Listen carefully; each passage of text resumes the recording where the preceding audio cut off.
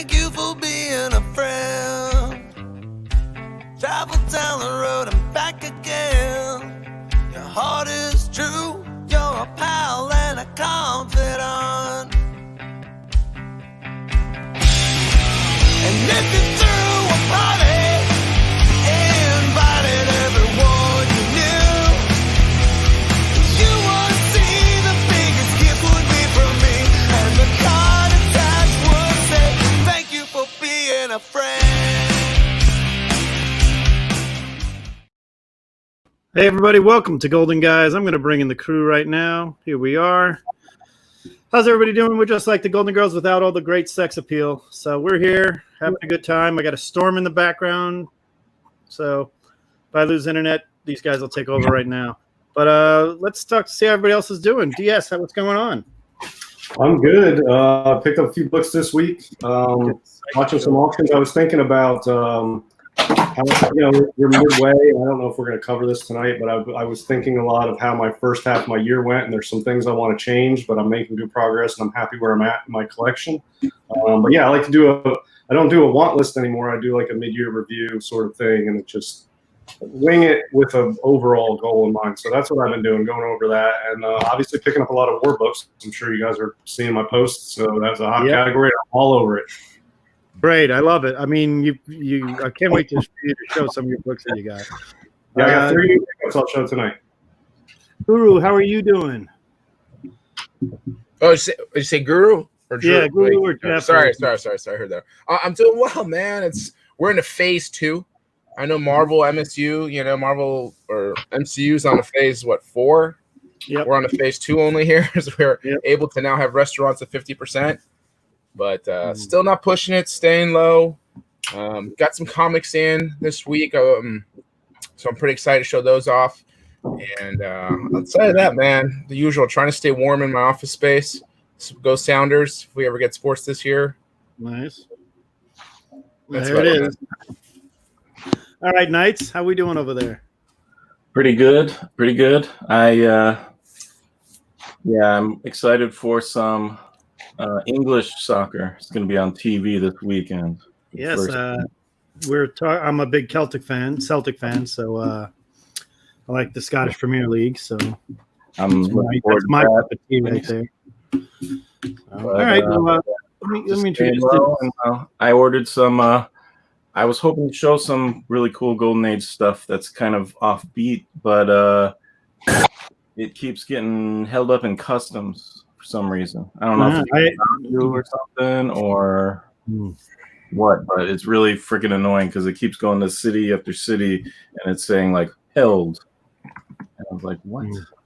And with comics and old stuff, you're like, just the more people that touch it or unpack it, it's like the anxiety, So I'm going to bring up the chat here. Richard R., good having you here. Newbie Comics, I'll be late, but I'll join, boys. Great to have you here.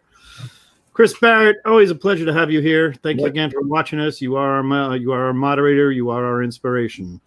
Mr. Gretzky 996 JDR collection is awesome. Thank you very much. I'm glad you saw it. I was just on Comic Books NYC's channel for his season finale of Comic Art Hour. I had a great time. I haven't really been able to show a lot of art like that, and I will show a piece, the Mike Mayhew piece again tonight because I got my most recent. Nice. Speaking of Comic Books NYC, there's Copy for everybody. Hey. Comic Man Andy, what's going on? Great guy. He's been on a lot of shows. Was on last night. It's going to be Andy Given Thursday as well. Who else we got? Ricky. Hello all. Good having you here. Great having you here. Let me move this down a little bit here. The Great Legend is here. Thank you for being a friend. Thank you for being here. There's a great legend right there. Stream Elements watching our back. We love it for you. Thank you very much. Mac Daddy Austin says, what's up, guys? What's up with you? We're having here. I'm glad you can make this. We're very glad you can be here as well. We're very much big fan. Superior Comic Book Reviews. Great having you here. Thank you very much for joining us. Is Paul doing okay? He hasn't responded yet, but he might be. I'm in the same storm. That's I've been here for a while. So, Count Von Strange, great part of the Comic Fiend Club, one of my favorite groups out there in the comic community. Nice. Comic Core, that's me. Everybody else could be Chad too. And don't want to miss anybody. Man Cave Comics, great having here Alec, the comic order. Alex, comic order. Hey, Alex. We have him come on here once in a while. We love hearing about him, watching his shows and everything else. Great.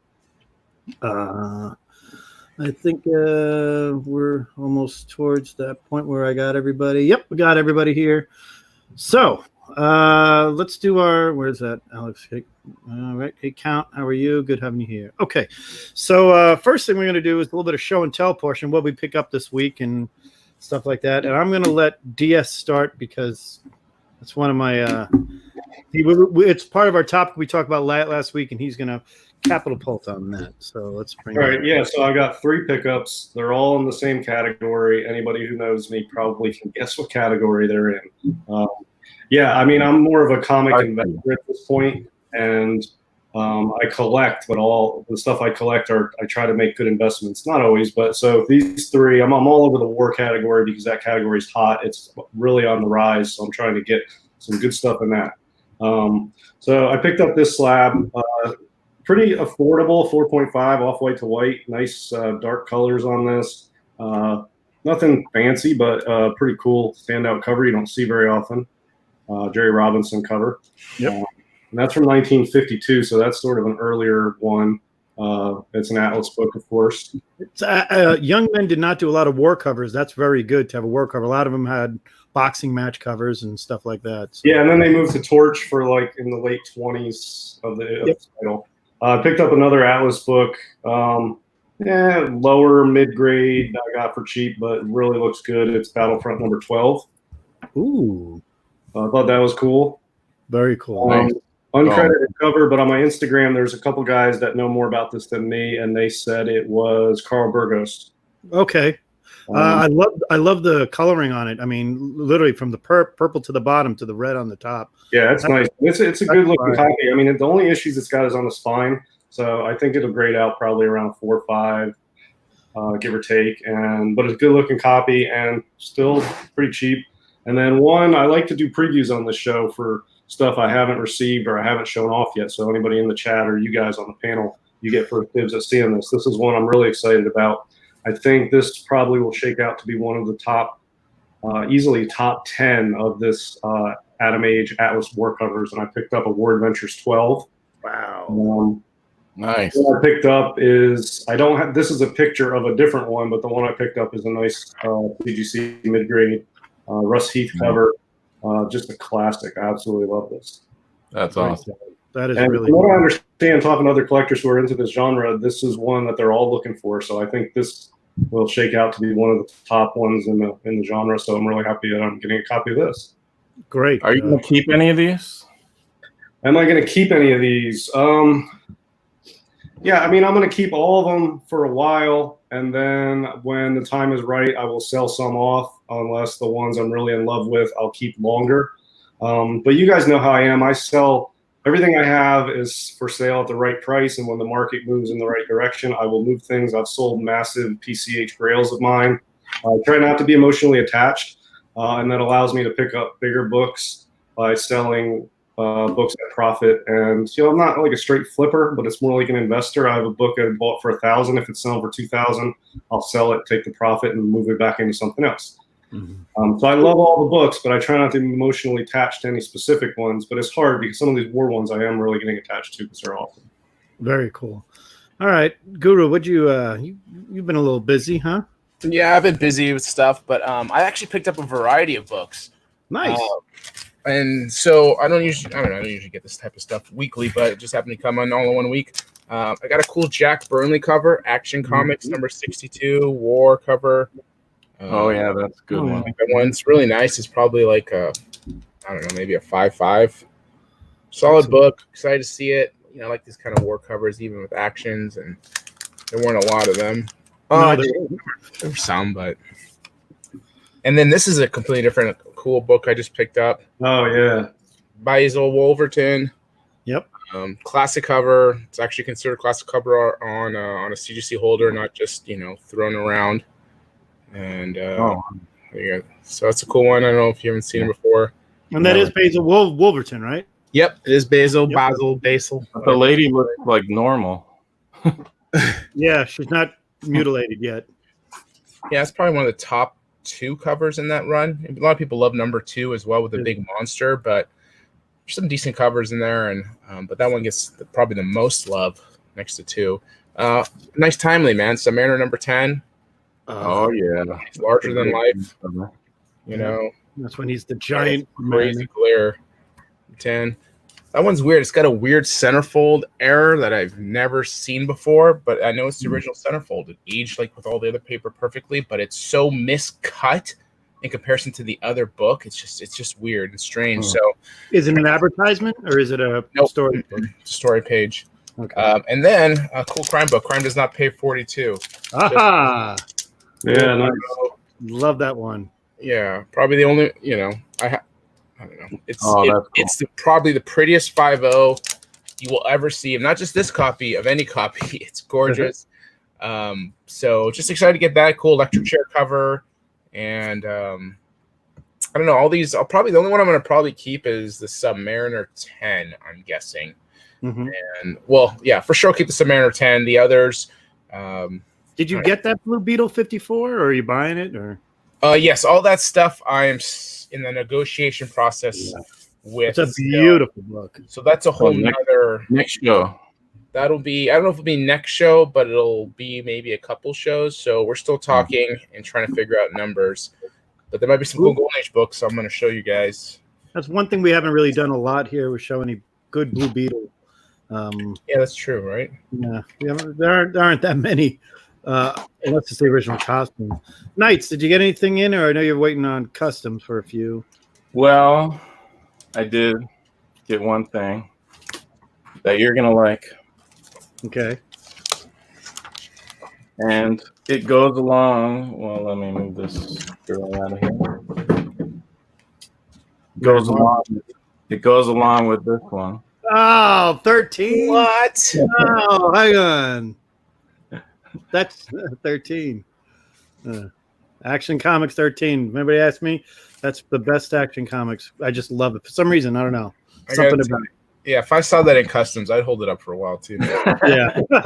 Take some selfies with it. And it's a Shazam one. Oh, the beautiful locomotive one. Nice. I like that one better than the action. Yep. The train. Yeah, those are really good. And that's the first it's kind of an impulse buy, but it's relatively cheap compared to like that one. So that is that the first Superboy mentioned in. There's something about that book. In Adventure Comics or in general? I don't know. I don't know if there's anything special about it. No. Superboy was first mentioned in Superman's title 42, I think. And there's the Sensation Comics of her pick up the train. Yeah. Nice. A little crazy, that one, but I figured I think those are the only train books I got. So I think that's the only train. Got to get that Captain Marvel one, the Fawcett one. Yeah. Twisted the railroad tracks. I picked up it's not Golden Age, but might as well show it anyway. I got my piece from Mike Mayu from the auction this weekend. This is a double page. That's cool. If you want to see more original art, check out Comic Books NYC show. Tonight I showed 16 to 20 panel pages, about 10 to 15 sketches, and another 8 or so paintings or drawings and stuff. It was a lot of fun. But that's it's a great Avengers. Got all the cast characters on it, so really cool stuff. So is that a 2-page? Yeah, this is what it looks like published. It's the centerfold for this book. Oh wow, that's cool. So it's a centerfold. It's all done in one page. Nice. And really done. I mean, the storyline in there it's 2012 when this book came out. It's the end times. It's the last arc done by Brian Michael Bendis. And they have to shrink down at this PIM center, PIM particles, to go to another alternate universe to find Janet Van Dyne to prevent the destruction of the world. Sound familiar? It's kind of the plot line to Endgame. And the name of the book was Endgame Times. So pretty much you could have known what the movie was going to be if you really go back and look at that. And there's Hank Pym instead of Ant-Man coming out of the thing. It's Hank Pym himself, and there's the PIM particles in there. And they go in Central Park. They actually do it, not somewhere else. And just it's Red Hulk not Green Hulk because Hulk died in the A versus X. That was how Hawkeye shot. And, it's that way back then. I think it's still too early to talk about the movie, right? Or spoiler alert. Come on, man. Spoiler alert. I didn't see Endgame. There's a big C ticket there. Nice and bold, man. Is that the most training you've done since COVID? Is that right there with all the trains?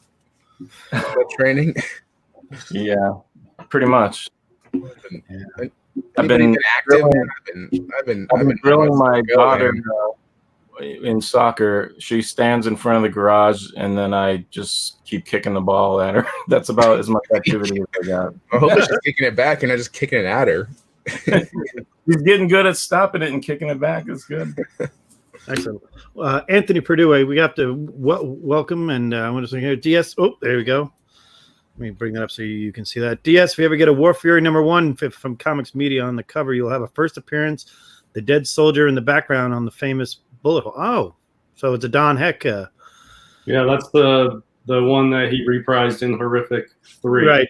Horrific 3 with just the head cover there. Yep. I did notice Omega Comics was here. Great having him here. And Omega. Down. Horrific. Yep. 1953. Same person. Yeah. It's the upside down. It's kind of being, you just got to assume that he just said, okay, let's just turn it this way. And that's the cover. Yeah. And a lot of Golden Age artists did that. LB Cole did it quite a few times. Suspense 8, Startling Terror Tales 11. He did the Mask 2 and the Suspense 12. There's a lot of artists that have reprised or swiped their own work, or, back then they just, they would use something from a previous one because they're so busy, I think, and it helped them move along faster. They could take an image they did previously, put it into a new piece, move along quicker. So, right. There's a lot of Fiction House cover swipes that are just literally the same cover, reverse the genders, or it's the mirror image of it, or it's right there. So our topic for tonight, before we get into... I got one question about this. Okay, go ahead. So I don't really understand the whole Superboy thing. Like, I know there's that one cool book with the Legion of Superheroes or something, way back, their first appearance or something. But, is that, an alternate universe, or what's the deal? Did that happen before Superman, or what? What's the deal? I'm not sure. Superboy's first appearance was that More Fun 101 or 103, right? I'm just talking the canon or whatever. Do all these stories even is it just BS, or is it supposed to be canon? I don't know. I'm not sure. I have no idea. I never read Superboy until The stuff I until would. Connor Kent. That was the last one with Connor. When Connor Kent became it, that's about the... Eric says More Fun 101. Is Legion of Superheroes in the DC canon universe? I don't know. I'm only going to assume yes. Oh, man. You guys are as bad as me when it comes to DC. Well, no, I mean... I don't know why it would be different, but I don't know. Was there I like something there that makes it different? The Dark Justice League is cool, but not anything else was any cool. So I don't know. I like this. I'm reading Bronze Age Phantom Stranger right now on the DC app. Oh wow, nice. I wrote them so much to say, please put Phantom Stranger in there. I can't find every issue, and I really want to read them. And they don't really have a lot of trade paperbacks from the Bronze Age. So that's what I do. I love the apps. I'm a big fan of the apps. I think it's saved me during this whole COVID thing of not having new stuff to read, or trying to stay in bed and do that or something. So our topic, this is a mid-year special, and Knight, what do you want to call this? What did you spend your money on? What are you spending on the rest of the week? Well, that was topics, and one of them that sprang to my mind was, where did all my money go? Yeah. But I think that could happen to a lot of people. For me, I don't know. I haven't been buying much, but it seems like it's kind of weird because I was talking with Jeff earlier about trying to help him give my opinion on some timely acquisitions, and I've ever since I've gotten a lot of the big books I chased after, I've just kind of dropped. I keep looking, but I don't really pay as much attention. But there's always going to be other things to spend your cash on.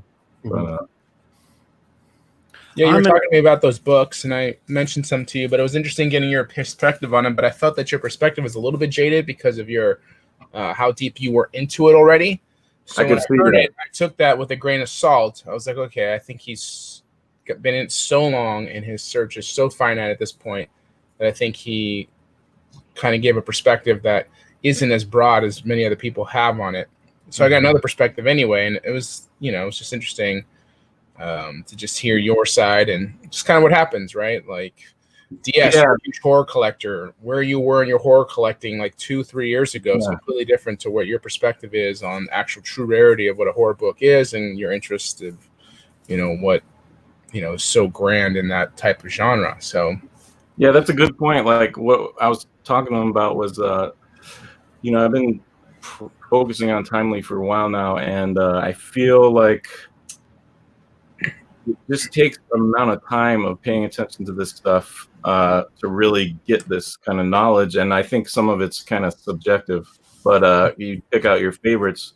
But you also get to see what books come up more and more and more other than others. You start to see, like when I first started coming in, certain books appeared to be the chase books, and oh, that's the rarest thing, and oh, that's worth a blah blah blah, and like some of that wasn't necessarily true, but you only got to know that over time. And as you try searching for stuff, you find out certain things are easy. You get stuff in your hands, and you're like, this isn't quite as cool as it should be.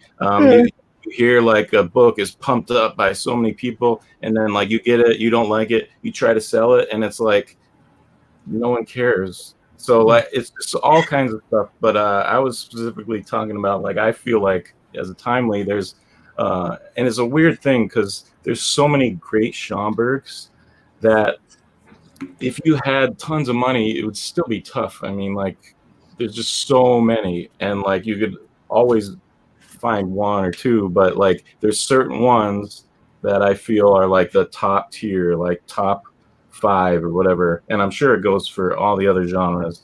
And like you might think one of the other ones is close to that, but then once you have both and you have to like let go of one or something, it's real easy to figure out which ones you think are the top tier, or after years of not seeing it or whatever. But yeah, I'd be curious if you guys have those kind of tiers. I'm sure you must on the horror DS.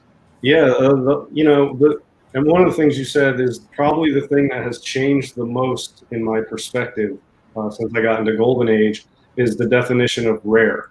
That has changed so much. None of this, it's rare that a Golden Age book I'm looking for is actually rare. I mean, they're rare, but I mean, amongst all the Golden Age, they're all out there, and there's enough of them that you can find what you're looking for. But then there's ones, and you get a feel for it after a while, that actually either there really aren't any copies out there, or the few copies that are being held with iron fists by people. They don't give them up, like a Dynamic 8 or like that Challenger book that guy posted on IG. I was talking to Stray Flexen about that. Never see that book come up. So the definition of rare, but these pre-code horror books, none of them are really rare considering Golden Age. But another thing though is, and I see this a lot as like a market trend in pre-code horror specifically. It probably applies to other genres though. It's tough. After a while, you get a better handle of identifying what are the perennial top sought after, like blue chip stocks in the genre. And then you see other ones pop up into that category and people go nuts and they're like, oh, that's top 3. It's not. It's top 3 this week. And then next week there's a new one. And not weeks, but months go by. Like Mr. Mystery 12, Web of Evil 5, Horrific 3. These books pop up into the top 5 being sought after, and there's a mad rush to get them. But if you step back and see what are just the perennial top books, you can tell which ones are just hot right now. They may be good books, but they're way over where they should be, and which ones are legit. Like when a Black Cat 8.5 sells for 20 grand, it's tough to say that that's overpriced because that's a perennial #1 PCH book. So that grade, I mean, that might not sell for that next time. But when I see a Mr. Mystery 12 in a 4.0 sell for like 8 grand, yes, that is overpriced. That is not an 8 grand book in a 4.0, but it was last year. Now it's not again. So you get a better feel for it. And there's not like people will hit me up all the time and ask me what's a what's a hot book, what's a good book, what's the best. There's perennial top 10s and perennial like blue chips, and then the rest, it's just all over the place, and there's just different trends. It's really, you just sort of have to keep your finger on the pulse and get a feel for it, which is why I sort of try to stick to dark GA, because it takes so much time to get a feel for it that you can't keep up on all the genres. Like that list that Jeff sent us, yeah, Mask 2, I know the value of that one. He didn't need me help with that. The other ones, like text or timelies or actions, I don't know, because I only have a certain amount of time in my day, and I spend it on a focused area. Well, I don't know if that's just from rambling there, I guess. Yeah, I'm going to echo part of what some of you guys have said. So, like, there's a lot to take from that, because it's the name rare being thrown around and scarce. So I think that alone, is misused and overused by a lot of people. Now, these books are absolutely cool books. They are. And the value, I guess, market will dictate that. Sure, it'll fluctuate. You can even call them spec books. These are literally people are speccing on these books. I mean, it's like you can say speccing is only modern, but I promise you, we're all speccing on gold, silver, bronze, whatever. It's the same thing. It's just, it has that weird connotation with modern, but really we're all speccing on books. And so for the use of rare, that's overused, but these books, the value, if more people are getting into these golden age books, I mean, there are a lot of copies, so it's hard to dictate what true value should be, but I've seen the market. I've sold Mysteries 12s, okay, Mr. Mystery 12s. I sold them like 4 years ago, and I had trouble selling it for $800 or $400, okay, for $1,000. I almost had to give a discount so someone would buy it. All right, so the fact that there's an influx of people coming into this market, especially for horror, which I think is probably the easiest and most appealing for people to jump into because of just the subject matter being what it is and the shock value of it, opposed to, golden age superhero keys, which are crazy expensive. Maybe the numbers aren't crazy. Maybe they are crazy to relation. I still find them a little nuts because of how many issues are out there, but it's hard because I think we're still trying to figure out how many people are really into this collectible right now or coming in. How many people are going to stay long term? Good call. So it's a lot of interesting things to understand, and I think it's all evolving so quickly right now for us. And when I say quickly, I mean 2-3 years. It may sound like maybe a long period of time for some people, but that's not. That's a short burst of really this entire collectible. A lot of this year I focused on the DC elephant covers that I wanted. I have 2 to go. One is still a very rare, almost impossible one to find, Adventure 34. But I've gotten almost all of them except for Wonder Woman 9 I'm working on, and a Star Spangled, I think it's 123. It's it's ridiculously hard for me to find. But I always define rare and scarce as rare is less than 25, scarce is less than 10. And that's my thing. And for example, Wanted Comics, like I said, I was proud owner of 2 out of the 3 on the census of one of them, and now I'm the proud owner of 2 out of 8 on the census, and that's in one. What do we call though? Because I feel like there's just a base rarity to everything from the Golden Age, just because it's so old and it survived a lot of perils on its way. But I feel like there are some books that are just people, you just don't see them very much, and they're usually All American 61. but no one wants to let it go. Like they're in demand, I guess you could call it that. Is that all we want to call it? Like just there's 2 kinds of rarity. There's where there's just no copies out there at all, and then there's copies out there, but the value on the market monetarily is lower than what the enjoyment value of owning it is. So people who own it don't let it go. Now, if you want one of the books that's truly rare and there just are no copies, good luck. Keep your eye out, have money ready to go, and be quick on the trigger. You might get lucky down the road. Eventually one will pop up. The other kind have a good potential for showing up on the market. And the way that happens is you just need one to get its foot in the door, like Mask. This happened with Mask 1. Not a rare book, but you would never see them really for sale. This happened with Black Cat 50 too. You couldn't find them on the market because the enjoyment of owning it was worth more than what it was on the market. But then one sold, for big money, And then the next person's like, wow, it's really worth that much. Maybe I will part with my copy. And then another one comes on the market and the prices start going because the demand has been built up. And then they start flowing into the market. And Black Cat now, there's a lot of them out there. So there's a two different, but if you're looking for a book, it doesn't matter if nobody's giving it up or there's only 3 copies. If you can't find it, you can't find it. Like Dynamic Comics 8, I really want that book. I have money to buy it. I'll pay up, and I've made offers to a couple people that have them. It's rare. There's like 8 on the census. There's probably some raws out there, but nobody wants to give it up. So I think there'll be more on the market, not a lot. When one finally sells and it goes high, people will realize it's worth a lot, and they'll put it out there. Mask 1 and 2 are all over the place now. 2 years ago, you couldn't find a copy. And I was going to bring that up. I saw after C2E2 last year in 2019, the fact that I didn't buy the Black Cat for, I think we negotiated down to $1,200 cash. Black Cat 15 about a 3.5. I wasn't going to spend it because that's what it was going for. Did not think that I would see a $5,000 price tag go for one in a 5.0. I never thought it was $1,000 a point book or whatever you want to call that. I didn't really understand the pre-code horror, and yes, I was talking to you about it with my friend Lewis was going to buy it. I was more shocked at all of a sudden the book that you didn't see any of forever, you saw at every Comic Link and every Heritage big auction. Everyone had one copy of that. And then the same thing happened to Mask 1 or Mask 2. I kind of think they both have had that run. I still haven't seen the first appearance of Solomon Grundy is one on my list, right? All American 661. Good luck. I can't find it. Now, what about like this? First Spectre? It's not even the first. I didn't even see that one. Cover. And like even Marvel 1, you only see maybe 2 or 3, maybe if that. Marvel 1, I feel like Marvel 1, there's more of those out there than there is of like a Dynamic Comics 8. Now they're not comparable in value, obviously they're nowhere near each other.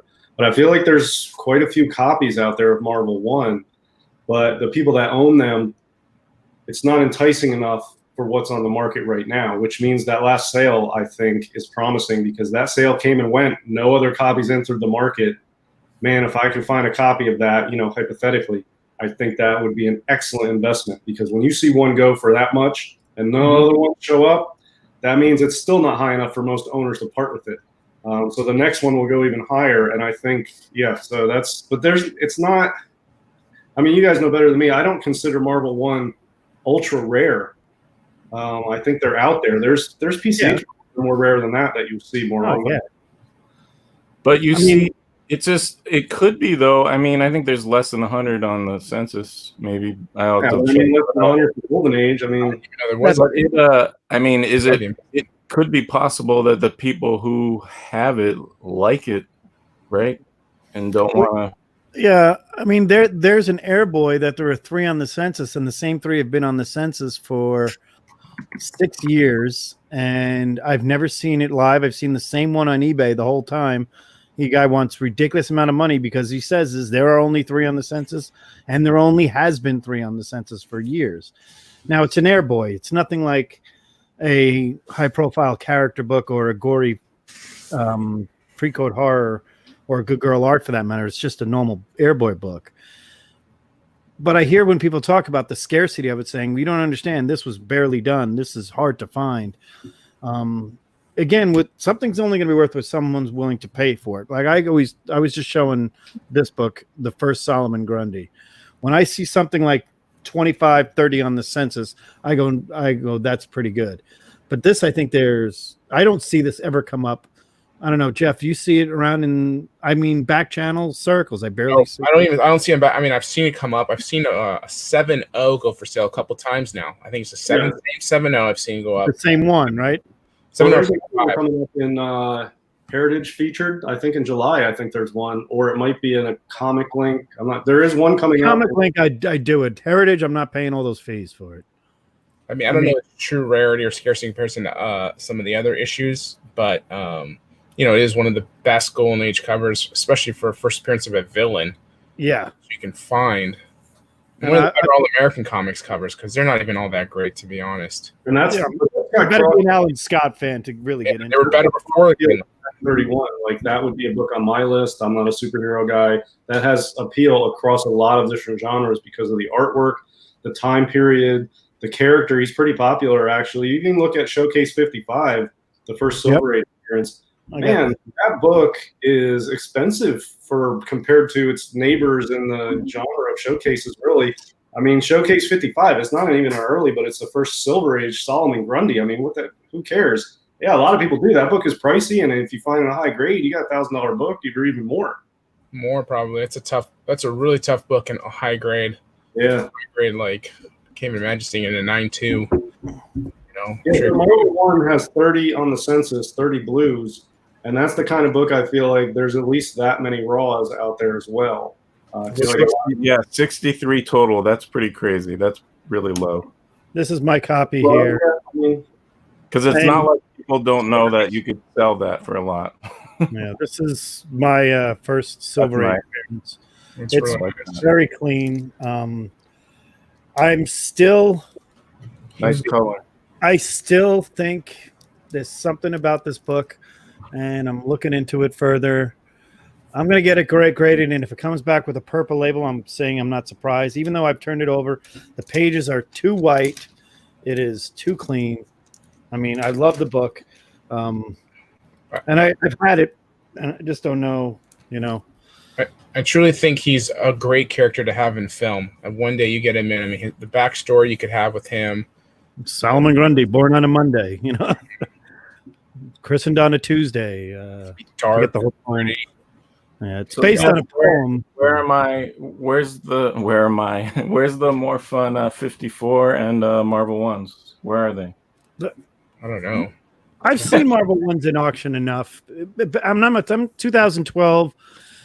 They were around everywhere. I mean, not everywhere, but I did see them more often. And in 2012, when I was doing a lot of the auction, the Heritage auctions weekly, there were a lot better books on my comic shop auctions back then too. I don't think that auction house just plummeted. It's Lone Star. They're a great shop, but that used to be a really good. Back in the day, you know, 8 years ago, 9 years ago, that was a really good auction site. Vince and the guys at Comic Connect have always had a little bit of overgraded books, but I like them. But then again, slabbing books skyrocketed, so everything changed. When a book was getting a VG grade, is now getting a 4.5 slabbed, certified 4.5. With the amount of books that are getting slabbed nowadays, you almost have to buy slabbed in the golden age keys. You almost have to. And that probably puts a little premium on all the books. As far as the rarity, though, I mean, I did see them. And, I mean, Marvel one was around at a couple of featured auctions. Again, not great copies, but 3s, 4s, they were there. I don't see them as much now. Like All American 16, I don't see that. Very rarely do I see it now. First appearance of Alan Scott. I got my cover list from Jeff's booth.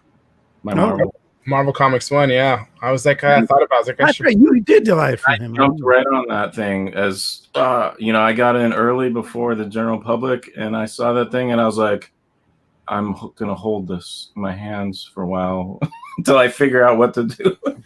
We had to take it away from him because he was sweaty palming it, and I was like, "You're gonna affect paper. Where's your gloves?" That's it. Yeah, that's another good reason for slabs. The sweaty palms when you're holding a grail. Like, I'm just kidding. He kept it so cool. I was like, I'm pretty sure he's into this book. I think he's really trying to keep caught. Now, rare books like Marvel One, and I guess that's rare to find for sale, but it's not like. I mean, we've seen it. Book Green Giant #1. There you go. That's one classic right there. I mean, Action 1 is considered rare. People say there's under 100 copies of it. Honestly, I mean, for what it is, I see Action 1 for sale every year. It's not like, I don't know, I mean, different grades, but a lot of these books, I think there's a bias to keep raw on a lot of certain books, especially older, like 1939 stuff. Yeah, that's what I'm going to say. I feel like there's far higher percentage of that population is raw than of like pre-code horror books. You get a good one, you send it in, you slab it. Most of like that kind of stuff gets slabbed, but I feel like Action Ones or like New Adventures 27, 20. Yeah, there's a lot of those raw because collectors that have those keep them raw. I think there's an appeal to that. There is a thing though, like, so, all right, say if it's already a high price item, right? So the person who's buying it has to be somewhat affluent or whatever in money, you know, like the chances of them needing to get rid of it to pay rent is probably slimmer than someone who has a Hulk 181. And so if those people who buy it, and there really is only a few, that, you know, so few amount, like imagine if Amazing Fantasy only had 100 copies. Would we really see that many? I mean, people just might want to hold on to it. Yeah, that's. I mean, it's a matter of cost. I mean, if you had a Marvel one, like let's say you had like a raw mid-grade Marvel one, if somebody offered you $10 million, you would no longer have a mid-grade Marvel one. Absolutely not. If they offered you $100 million, it'd be gone. So at some point, this stuff's gone. When the market is the demand and the market is willing to pay a certain amount for the book, the owners of those books will then move them. And for some people, ownership value is much higher than the current monetary value. Or sometimes it's just unknown. You don't see any sell for a few years, and nobody realizes demand is built up to a certain point where it's going to sell for, you know, whatever. And then when you see one sell, other people are like, wow, well, maybe it's time to move this and have a nice chunk of change for my retirement. You know? Have you ever dealt with anyone selling a 100K book? No, I haven't. So I mean, I don't deal with that. Like, why? You know, I would guess that more often than not, they might want to like buy an upgrade. I've done sales of high mid grade 6.0s, 5.5s of Wiz 2 for 115,000. I've negotiated. Why were they selling? Because he's a dealer. Flat out what he said. The best comic shop owner I've ever met is one who said, well, I keep nothing for my PC. Everything is my PC. You're seeing my PC. If somebody's willing to pay the price that I'm willing to sell it for, it's no longer going to be in my PC. It's going to be somebody else's PC. He doesn't have I mean, we were talking, it's a non-gold book, but he's got like he ended up getting it graded. He got a 9.4 of a Fantastic Four #5. First appearance of Doom. It's his favorite character. He sold it, or he gave it to the auction house to sell it. It was ridiculous. He just said, "What? I'm no fool. I could buy 3. I've already read it. What's my attachment to it?" It was just a different way of thinking about it. But then again, you know, when we're talking about some books that trade, I tell you right now, the last sale of a book I'm looking for, Adventure 34, registered is 2006. That's how scarce that book never shows up. It's that bloody elephant cover, and I know it's just impossible. I see 33, I see 35, I never see 34. I see 32, and those adventure comics, those are really rare. Those superhero actions and superhero adventures, new adventures they were called at the time. They're rare and scarce, and when they sell for big money, and they're really high after. I mean, I think there's something to be said about the superheroes were produced more than probably some of these 1 or 2 issues, like some crime books, like I bring up Wanted. There aren't that many of them. I mean, nobody bought Orbit Publishing. It wasn't like somebody says, "Oh yeah, let's get Orbit." You know, there's not many books outside of Orbit right there. And when to DS point on LB Cole books were around years ago in the mid 2000s. They were around, but nothing like I've seen more recently. Yeah, I mean they're on the market now. There's so many more people interested in it. That's generated more and more copies.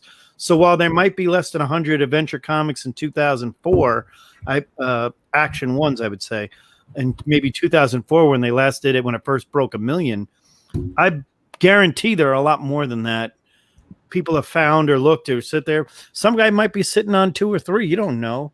I mean, we don't see it because those are the rare books that don't trade. The dirty underbelly that I get sometimes involved in has people negotiate cap 1s and 7.0s and 5.0s in this book, and they just don't sell. They don't publicly sell them on auction sites. There's a dirty underbelly of golden age comics that we all know. I think a lot of this stuff sells better like private. There's more private sales is the way we do things. Yeah. I mean, you're better off selling your Silver Ages on a public forum because you generate the FOMO, the fear of missing out on that book. And it's great because there's thousands of them. But everybody's like, oh, I really want that copy of that book. In the Golden Age, it's, I want that book. What else do you have? What do we have going on? And when you buy a collection, like I know I bought one Golden Age collection one time, and it wasn't great stuff. It was Atlas Crime and some other stuff in there. Small short box of books. I couldn't do that now if I tried, because there'd be so many other people willing to pay more, because it's so much more interest in it. Yeah, with private sales is interesting because, just the sales in big numbers. It doesn't matter how big the number is. People sell a book because it's all 100,000 or 10,000, whatever that is going to be relevant to your financial situation. 10,000 to you could be 100,000 to somebody else, vice versa. So the reason somebody sells a book is because they want the freaking money, and they want to put it either towards another book, or they want to put it towards another investment. They're over the book because they've owned it, and they're just no longer emotionally attached. So there's a lot of reasons to let stuff go. So there's no real one, and really there's no wrong reason. This is your stuff. You do whatever the hell you want with it. You move it on to somebody else. It isn't like it's gone. Like it's just moved on to its next pit stop until next time. Mm-hmm. And so with that type of, those books, they move hands privately or at auction. The nice thing about the problem with privately is some people will put stuff at auction because they just don't know how to price it. Mm-hmm. Okay? So some people will have books and they don't know, A, they don't have the people to connect with, or B, they just don't know how to price something because A, it hasn't sold in a long period of time, or they like the excitement of watching their book at auction, right? I mean, there's a lot of excitement when you're seeing your book publicly or it gets an ad in like Comic Connect magazine and it's all exciting and new and you're like, oh my God, I get to watch it, and you gamble, so there's the thrill of that. So you can bid it up, and I like to buy privately because I think I'm trying to get it for the best potential value. Okay, when I'm trying to buy it privately, or I'm getting access to a book that doesn't come to the public often. But most of the time, it's me just trying to get something for a decent price, so I don't have to bid at it for auction and watch it go for more. Good call. I don't know. How has the sales tax affected you? Because for me, as a just collector, I kind of stopped thinking about buy whatever and be like, oh, I'll upgrade it later. No big deal. I'll be able to sell and get my money back. No problem. But now I have to pay all this tax and stuff. It just makes it a little more expensive if I want to do that. But I'm just curious if that affected you. When I sell something personally? Well, no, like now that because you're in Washington, last year or whatever, we didn't have to pay Heritage 10% tax. Well, I have a reseller's license, so I don't get charged any of that stuff. So it's important to get a reseller's license if you're going to do any type of heavy buying. Save anywhere you can, and just give it to them, and they'll keep it on file. So I recommend, if you can find a way to get a reseller's license, which it is not complicated, then everyone should try to do that. Nice. For your benefit, and do it that way. And plus, I don't buy a lot on auction anyway because I don't like to buy stuff at market.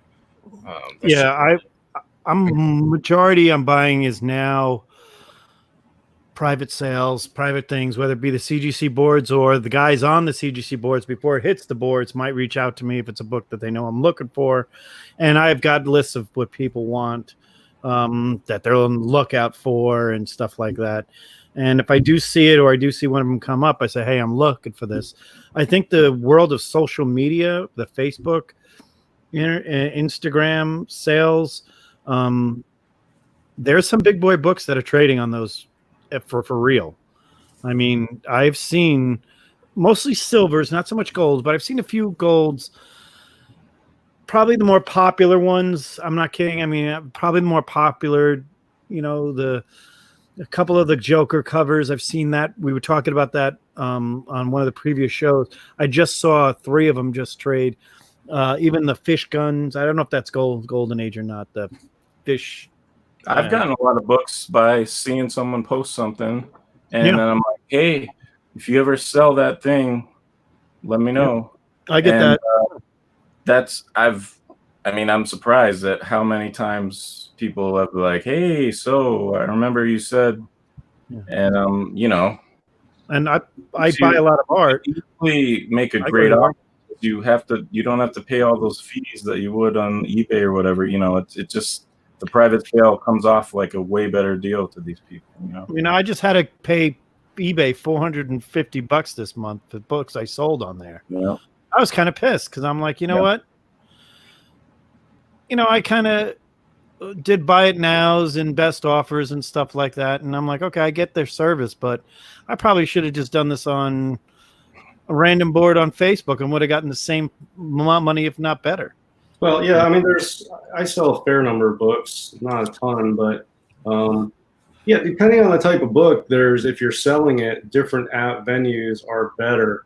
I've had quite a few like Nova Ones and like Bronze Keys, Werewolf by Night 32. Those you can throw on eBay. You get top dollar. You get tons of bids. You can start at $1. It goes fair market value like clockwork every time. Top of the GPA every time. Like clockwork. Good pictures, good listing, properly categorized. You pay 10%, but you get a huge buyer's market that are eating that stuff up.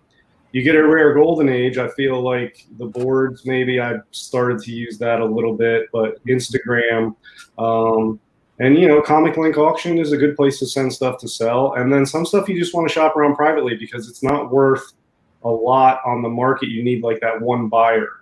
So you just keep it and shop it around, and that's like you try to sell it privately. And I've done that. I've had books that I've sold privately that I got more privately than I would have on eBay or in an auction, because it's a specific person that wanted that book, and I had the book they want, and it's not like there's a lot to choose from. So I had the book they wanted for a while, and now they've gotten it from me.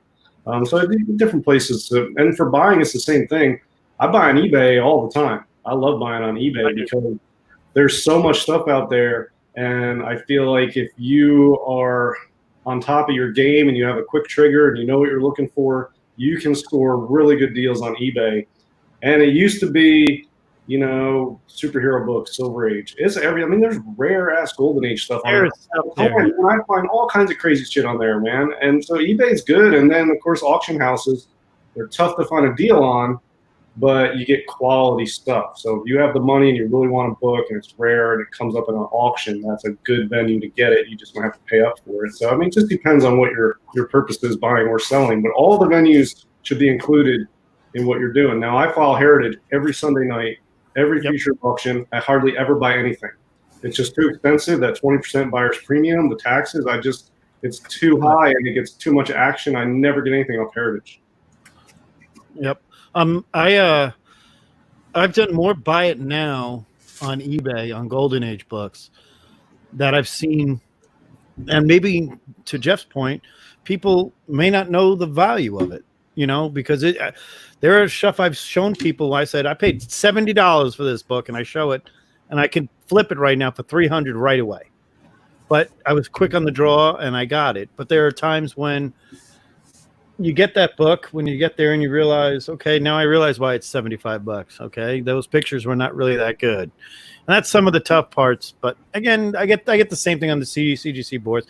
That's gorgeous. Yeah, that's just sold on eBay. It's a raw. It's got some tape. I think it's like a 2.0, restored, complete. This just sold on eBay today. At auction, $11.36 was the sale price. So decent price on a Lou Fine Wonder World comics on eBay. So, there's stuff on eBay, you know what I mean? But I know there's a lot of people like eBay. Yeah, there was a lot of, when the Shazam movie came out, the amount of the amount of Captain Marvel and Marvel Family books and everything else that hit the eBay was out of control. But it was great because people were just pricing them at wherever they thought they were. Nowadays, I don't see it as much because that calmed down. But that first happened. some of these people were way out of whack. Again, eBay's out of whack too. You saw people pay $2,000 for a freaking Marvel Preview magazine. For God's sakes, stupid. Yeah, but there's also some dealers that get massive Golden Age books that sell on eBay, like Sparkle City. I'm sure you guys all know Sparkle City. Great guy, great team. He put an Action 1 on there like a year and a half ago. He puts big, good GA books on eBay, and he just throws them all on eBay, and they're mostly consignments and stuff. But he just puts them on eBay, so I mean that's where he sells. And a lot of dealers put stuff on eBay. He's really good to deal with. Sparkle City is one of my favorite people that I contact. You know, one thing I haven't tried it because I just haven't tried any books of that value, but I guess the fees you pay if you're selling cap at a certain point, so you can actually pay less fees than these auction houses through eBay, but not when you're doing like small books or under like you know, under $5,000 you're paying, right? You know, you're giving them 10%. It's fact. I did it. But if it does, you know, because some people are like, oh, well, if you sell that Action 1, all the fees, blah blah. But it's not at like whatever. Yeah, they do cap. I think it's a $5,000 cap. Yeah, it's $5,000 cap. So that's pretty good considering. That is good if you're selling an Action 1 or a Whiz.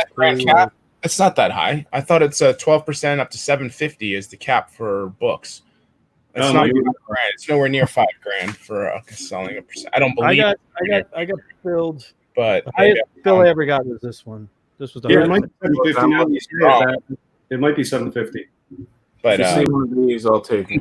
$5,000. I'm pretty positive. But the other thing is, you gotta assume auction house is going to bring you more of the clientele. eBay, I know the person who sold that Action 1 on there was not happy, and if you wanted to purchase a book like that, you had to do some other separate registration stuff.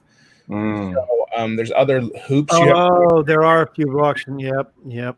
So if you're not really like qualified, or I mean, there's a screening process to just buy a $3 million book, and I think that probably maybe threw a curveball for a few people, especially wanted to jump in at the end.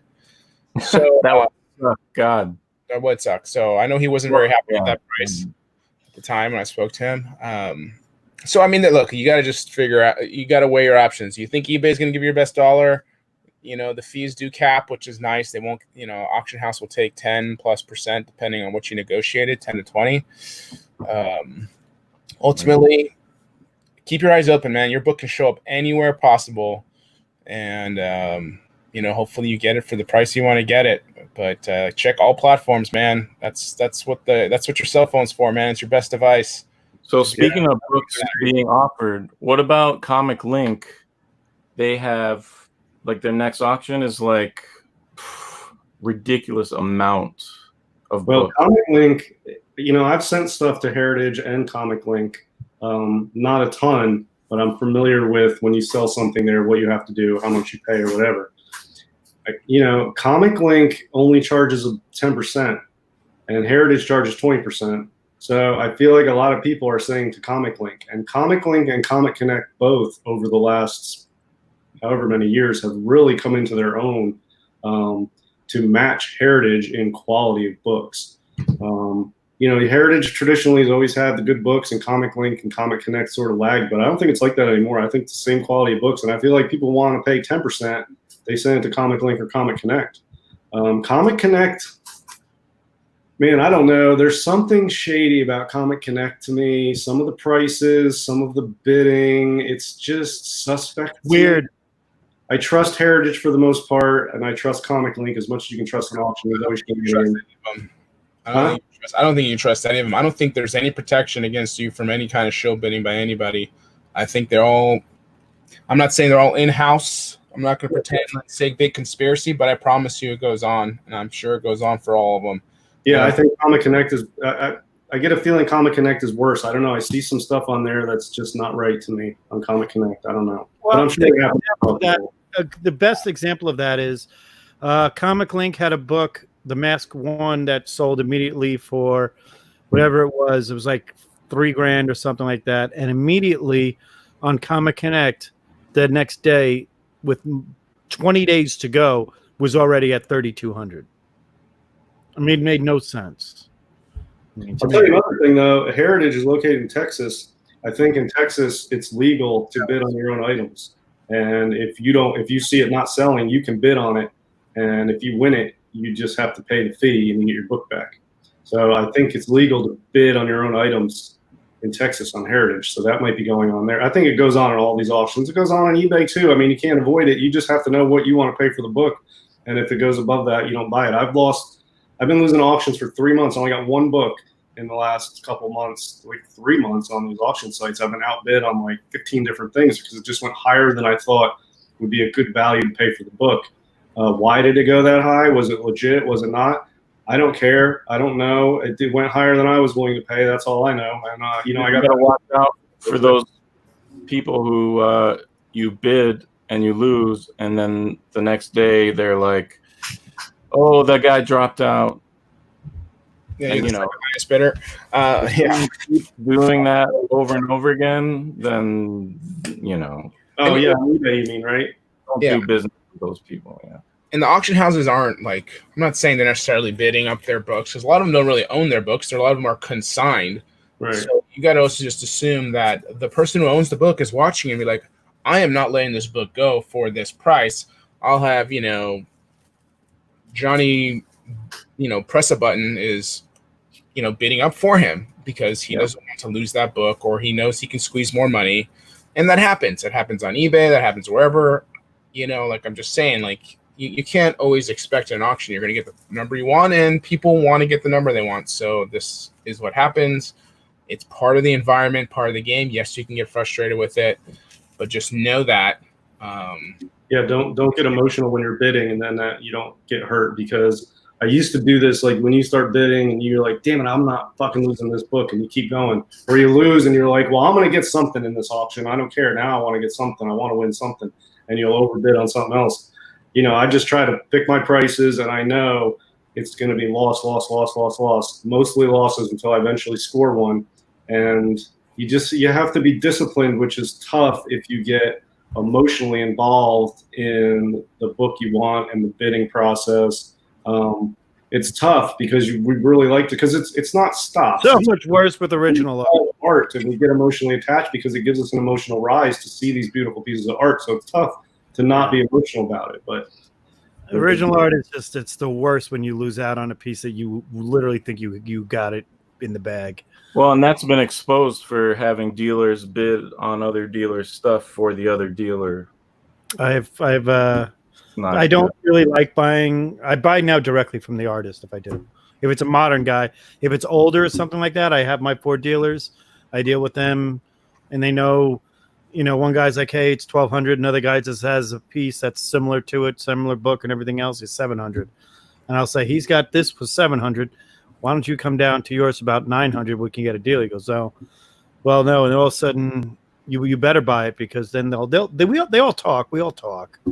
I mean, there are certain books that go for certain pieces of art that recently have been going for the whole new premium, I should say. On some pages of original art that are really out of control.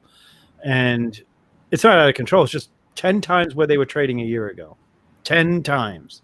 And it's not that big. And there were Golden Age Fiction House pages you could pay $150 and get 2 of them for. Now you're in the 1,000 range for some of the same stuff. Again, Jack Kamen art is impossible to find because his son bought it all. So if you don't know that story, all of Jack Kamen's art pretty much has been bought up by his son.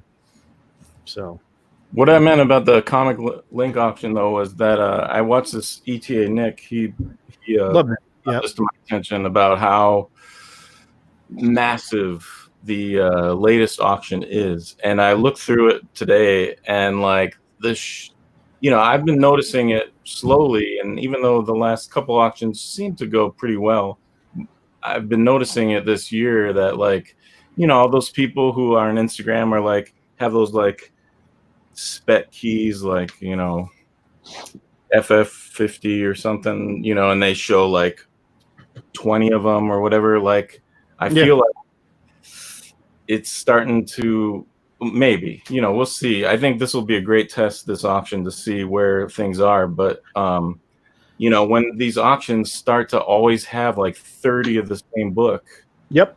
I think the last one I saw, I can't remember which one it was, they had I think it was Giant Size X-Men 1 or X-Men 94 or something. There was like 9 copies or something, 10 copies in one auction. And Why? yeah, it's good. I mean, I'm not really in that market, but you start to see that many being pushed in a single auction month after month after month on all 3. It gives me pause about the value of some of those books. I'm operating on a lot of different factors, but Hulk 181, man, when that blew up a couple of years ago, those copies were all over the place, and the value was dropped almost in half. I mean, I was buying raws, mid-grade, high to mid-grade raws, 6.5, 7s for $400 less than 10 years ago. I bought an 8.5, and I was buying them up, and I bought them and I slabbed them, and every year I'd get those for free from CGC from joining that club, and every year I was doing a Hulk 181 and I was selling it to buy other things because I always said that book is never gonna. It's gonna max out eventually, but it was just slowly. It had a slow burn and then a pop out of nowhere, and that's what I see. In 6 months, it went from I had an 8.5, I paid $2,700 for it, and 6 months later I sold it for $5,000. It's ridiculous. On my trip at 5, I mean, 6 months it doubled in price in 6 months. That's a sign that something's wrong. And I mean, when there's 30 Eternals 2 9.8s for sale at once. What are you going to do? That good of a book. I've read the Eternals. It's dribble, man. It's terrible. Well, there's also Eternals. I like the Eternals. Golden Age, though. We're Golden Age guys. We're in a much smaller group of collectors and buyers, honestly, because when you look at these superhero keys, yeah, there might be 30 copies of Eternals 2 9.8 on eBay or whatever. But there's so much more demand for those books than there is for the Golden Age stuff that we're collecting. So the demand pool is massive, but it's still a market. I feel like it can move much quicker in those books because there's so many more of them being moved around and there's so many more people involved in buying and selling that it can move a lot quicker. Golden Age takes a little more time to even out because there's less of them out there and there's less people involved, but it's the same market. But man, it's fast and furious on like Silver Age and Bronze Keys superhero stuff because there's so much movement, so much volume. Drop too, though, fast as well for those books. I think the Silver Age keys are gonna. They've almost priced themselves out per grade. In other words, you wouldn't settle for less than a 7 in a certain book, and now they're priced themselves out where 4s and 5s are jumping up on high in price. I think it's the lake. So when one book, they say as Spider-Man goes up, number 1, then it pulls number 2, number 3, annual 1, all that with it. A rising tide raises all ships. As it goes down, Spider-Man 1 is going to go down a lot slower than all that other stuff. I bought a mid-grade copy of Doctor Strange first appearance, Strange Tales 110, a couple of years ago for under $500. And that was a lot of money back then. That was no longer. That was a lot of money for that book, and I knew I was paying a premium for it because it was just like, okay, I don't really see that one of all the major keys of everybody else. And if they do make a movie, which eventually they did, it'll skyrocket. Now a 3.0 is probably about $1,200. And it was $400, maybe even less than $300, some of them. But now it's brought up the other books, Strange Tales 115. Boom, that's a lot higher. Who cares about those books? Not us. I know. I'm just saying. That's what I'm saying. Like in our world, we've seen it happen with the LB Coles. I mean, I'm going to say right now, that's the one artist that I've seen that book, The Mask, the Black Cat 50, the Pre-Code Horror, and is just out of control of where it was 10 years ago. It's nothing like that. I feel safer though somehow because I know that there's like maybe 200 only 200 bucks. You're there's right. that kind of, maybe it's false safety, but if you're like the only guy with that book, there's still a little bit more than like, God, I got an X-Men. I love having the highest grade on the set. A bunch of books. I love that. I'm gonna have to just undercut someone to even sell it. They're all good signs of the market, man. If you can have 3,000 graded copies of a book and the prices trade for the prices that they're trading, God bless the comics because you got to appreciate that. I mean, you can dissect it as much as you want and say, oh, it's not a rare book, but that's not the point. The point is demand, supply, what people are paying for it. And Right. I bought, like you, JD, I was buying Hulk 181s 10 plus years ago for $200 and so $300 as many as I could. And I haven't really bought a Hulk 181 in like 6 years. I stopped. Michael, they were so cheap. Let me just repeat that. Friday 2010. Black Friday sale 2010. I bought one for 50% off. It was originally marked at $800. I paid $400 for it. Flipped it around for, at the time, I don't know, $1,800 eventually. You just hold on to it. That was the last one I bought. And I said, if that book ever breaks $1,000 at a 7.0, I'm out of this. I have no idea what's going on. Because there are so many Hulk 181s. And I'm not kidding you. In the late 90s, you couldn't go into a shop without seeing 5 or 6 behind the counter. Everybody had Hulk 181s. There are so many of those books that people don't even realize it. I mean, I joke about ASM 300 and X-Men 266. Those are the 2 books I see people say, look how I just hunted this down. How could you hunt that down? It probably came in the mail. Everybody had a 300. Everybody had a 266. I was paying $40, no more than $40 for any 266. Slabbing them, grading them, getting the 9/8 and selling them for, at the time, $200 to $300. Now they're going for what, $400 to $500. It's the same book, and there are thousands upon thousands upon thousands of them. What made me love the Golden Age is the rarity of them, or in reality, in DS's world of the pre-code horror, there's a bigger fear of missing out or a pride factor in owning the top PCH books. That's a big thing with PCH. Well, the PCH market too is very accessible as an entry level Golden Age. Now, I particularly love horror books and dark GA and stuff, but pre-code horror compared to other Golden Age genres is like bottom of the barrel. Even the super high stuff is not super high compared to other genres. So it's a very accessible Golden Age market. So there's a lot of demand. There's a lot of people in it, and it is genuinely awesome stuff if you're into that. But there's a lot of people in pre-code horror. There's a lot of buyers and sellers. It's a healthy market because it's very accessible. You can get huge PCH books for, a couple grand. You're not going to get huge superhero GA books anywhere near that, or like actions or text or some of this other like Lou Fine stuff, or you're not getting that. But PCH is accessible. You can spend $1,000 and get a really top-notch, good condition PCH book, and it is cool stuff. So it's a very hot market, but it's very healthy. There's a lot of people in it. It's very accessible. One of my favorite buyers and sellers in the market, Hudat, is here, and he knows all about this. He's a very good buyer. He's a discounted buyer and a premium kind of seller. But we got the spinner rack coming up. It's the night before. It's 1938.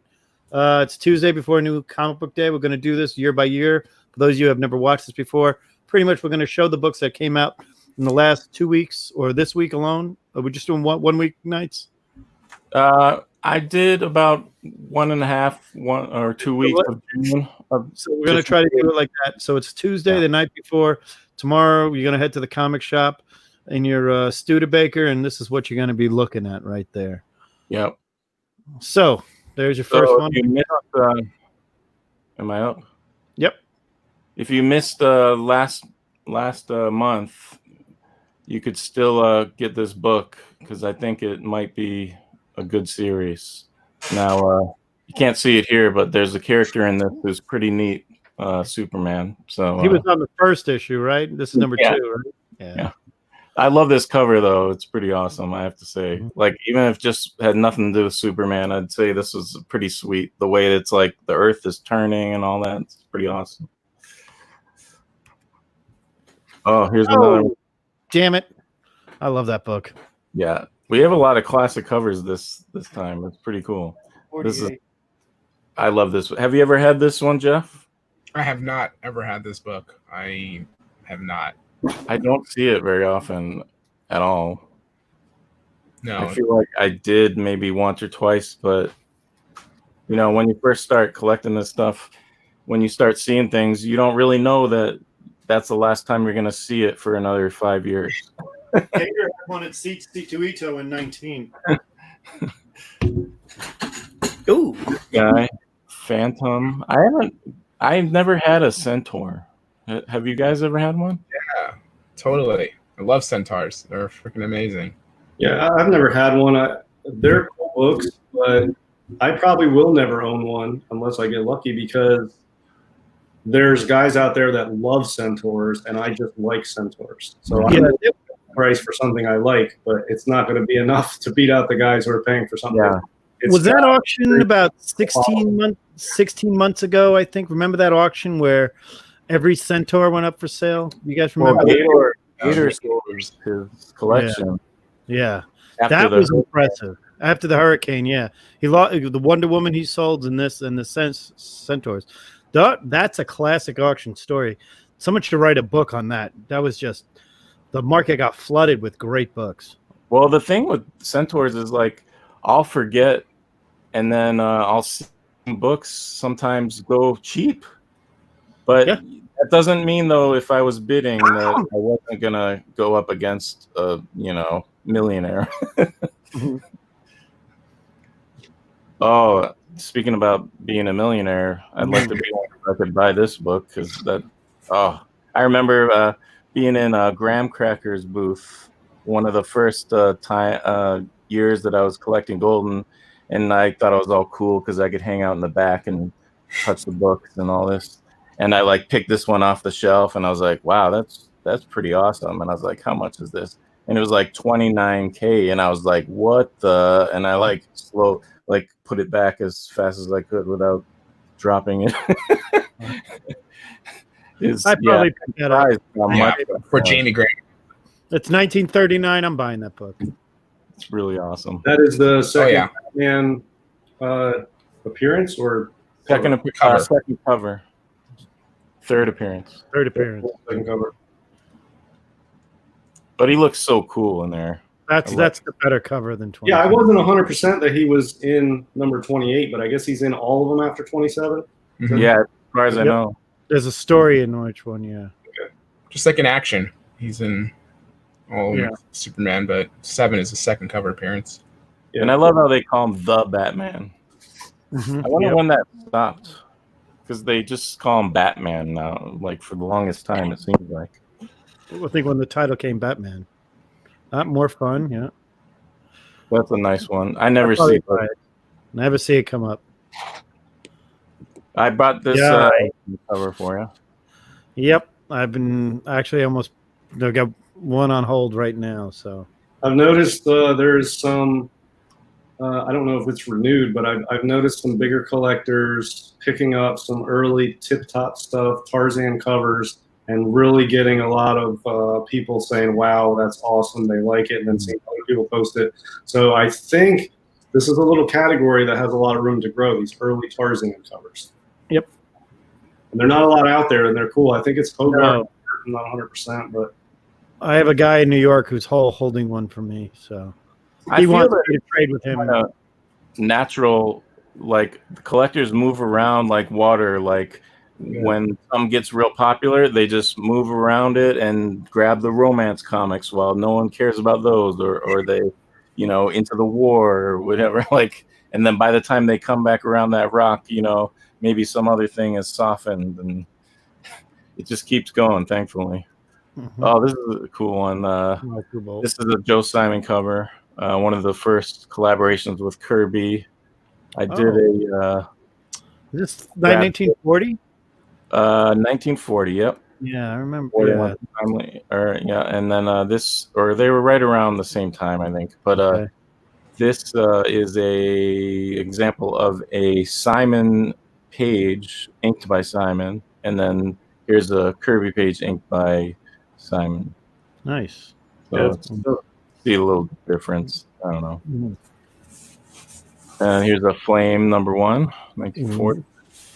Cool. I would have spec'd on it. Yep. Oh boy, another train. Oh, that's true. I went after this book a few times, but I have a lot of competition nowadays, so it's hard. But for a while, books like this would slip under the radar because there's not that too much flashy on the cover really. And but this one's pretty neat because it's got the first appearance of one of the very early. I hesitate to call her a superhero because she's really she's working for Satan and killing people for him. See, bring him to me. Mm-hmm. And she goes and kills people. So I don't know if she's really a superhero, but that's really cool. The skulls in her eyes right there. That's pretty awesome. But that's her first appearance. I think it's one of Timely's, or if Timely's first female, hero or feature with a female. And then what's funny enough, her name is Clairvoyant. Right. And then later on, there's this comic. This is not 1940, but a Clairvoyant comic, which is not an Atlas or Timely, as far as I know. So I'm not sure how someone didn't. Martin Goodman, like to sue people. So I'm not sure what happened here. There's a story there somewhere, but that Clairvoyant's pretty popular. Yeah, and that's a great name, I have to say. Yeah. Here's a 50 shark Bullet cover. Man. That's a Bullet Man cover too. Bullet Man. Back in the days when you used to say maybe getting shark covers. And here's another. This is a Simon cover. I'm not sure what he's doing there. Shocking him with that hand? What's with the hand? Yeah. That's the 1-inch punch from Bruce Lee right there. Yeah. Where's the gun going? I think it is electricity because that's dynamo, and he generates electricity. Dynamo, yeah. Oh yes. He's on a lot of. He's on that classic Science Comics 2 cover with the girl in the tube. Oh yeah. That's high on my list, and it's just impossible. But yeah, dynamo.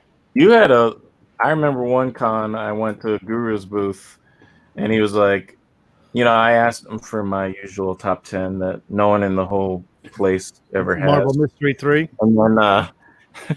And then he goes, but check this out. And he had this massive pile of and I didn't know as much as I do now about these titles, but they were just it seemed like it was just Science and Planet and I don't know, you probably remember more than me, but it seemed like you got a massive influx or bought a collection of those books. Do you remember that? Depending when this was, because it's happened a couple times. But I had a Science Comics 2 restored 8.0, and I bought a collection and it had a large Science Comics 1 and Weird Comics run in it as well.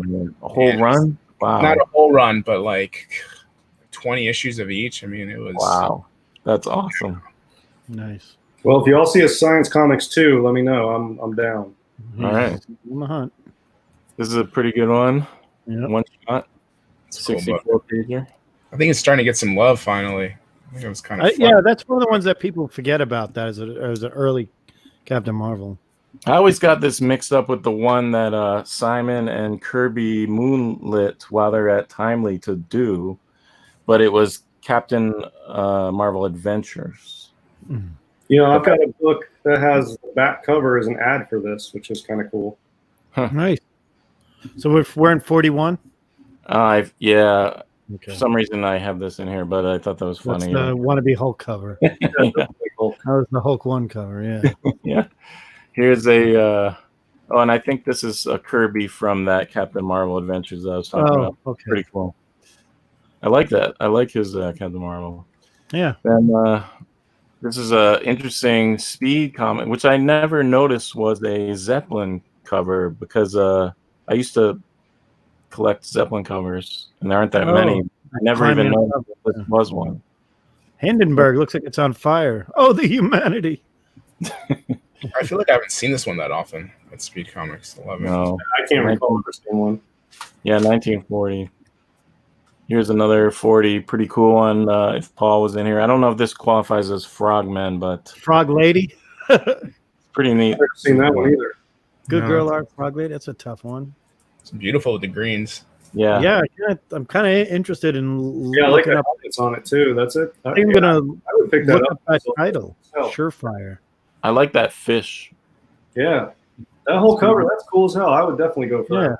We got to look for that one. Seriously. I've never seen it. Claim.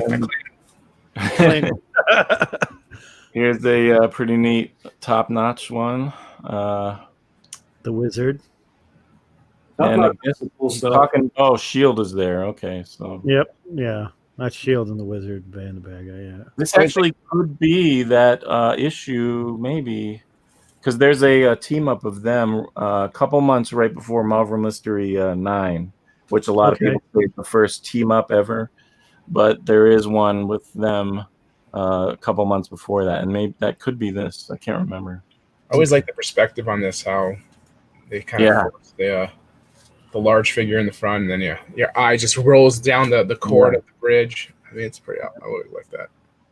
And besides the guy, metal Ready Wizard, who's like huge down there, but everything else is pretty accurate perspective-wise, unlike Schomburg covers, who the Wizard with Wizard would have been the size of the Empire State Building or something. Here's 1941 now. This guy, I don't know, he always somewhat like intrigues me, and I always think like, and maybe it's the name, but the clock as a clock, or whatever. Sometimes it just sounds cool, but I never want to buy any. But I know he's a pretty early hero. Yeah, he's actually the first masked hero, I think. Right. Okay. Yeah. Fully masked. The card behind the clock on it. That's cool. I mean, he had very cool. Yeah, he was like a mayor. I forgot what his role was, but he had like little cufflinks with gas in them and neat tricks. I don't know, more of a detective. Interesting character. Kind of like a James Bondish. The clock. That's cool. And then this is another one that reminded me of the Watchmen character. I forget the owl guy. The owl? Yeah. Alan Moore, I don't know if he read Crackerjack comics. But. Although he had that whole thing in the back of the Watchmen, which I usually skipped with all that text talking about the some sort of Golden Age history thing. There's a book I have a hardcover book about Alan Moore and his influences, and it's very much pulpy stuff, like you wouldn't believe. Really cool. This is pretty neat. That looks like Hitler to me in the front, which I never really noticed before. Oh, we need to ask Stray Flexen if that qualifies. We could be exposed. Yanev, tell us. Definitely looks like Hitler. Yeah, Is that a Lou Fine? That's cool. I like it. Is that Lou Fine? It's not. Well, at least according to the site, which I get these from Mike's Amazing Comics, they have it listed as a Blum. Yeah, because I thought the same thing, and then when I saw it was a Blum, I wrote that. Yeah, it's a little late in the title for Fine, but that looks like a fine cover to me. But he's at least aping him for sure. Yeah, I like that's cool. Here's a pretty cool one. Yeah, real stress at the bottom. She dead. It's a little confusing what's happening, but I'm not sure what the green guys are doing. If they're like negotiating the flasks too, so it's obscuring it. It's kind of weird. Weird way. They're watching that. They want to see her expression when that saw blade goes through her, I guess. Is that what that is? That's a saw blade? Yeah, it's running. Think. Oh, yeah. I don't know what's holding it or spinning it, but... Yeah, it's hard to tell. Well, at least... would you buy it? Would you buy the book if you're going into the shop tomorrow? Well, it's got an early Chen Chang appearance, so you might want to spec on this. So, yeah, I would have bought it. This is pretty cool. Biro. Is it Biro or Biro? I always call him Charles Biro, but Biro, okay. He always has messed up MLJ and Zip comics are just badass. Yeah, I love the Zips. Yeah.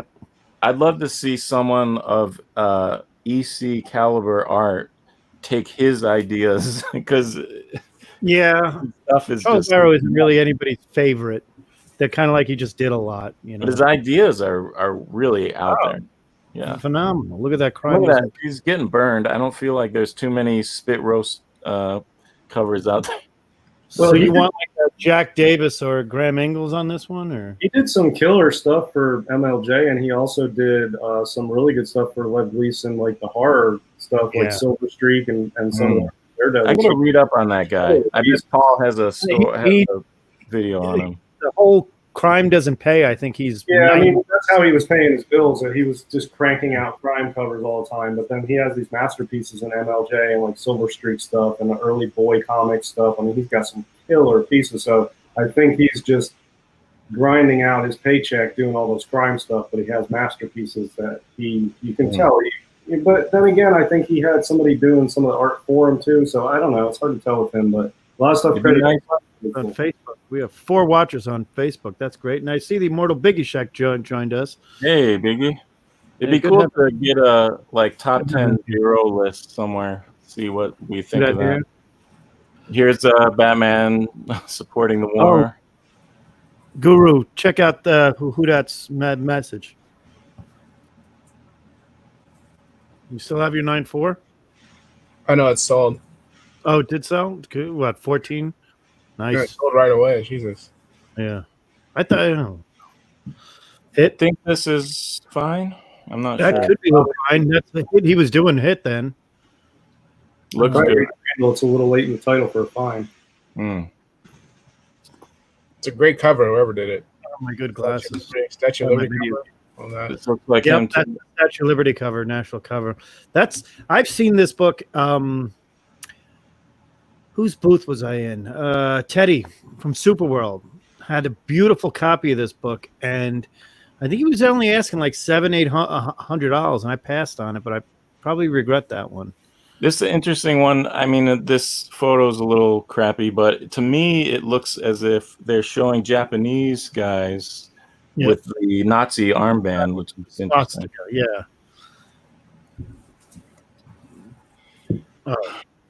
Interesting one. Yep, damsel in distress. Look at that chest hat. Dang. Hello. It's almost got a little, and but it's Montana. Okay. Oh, this one's always wacky. Yeah. I've seen that before. Still don't know what that guy is. Not idea what's going on.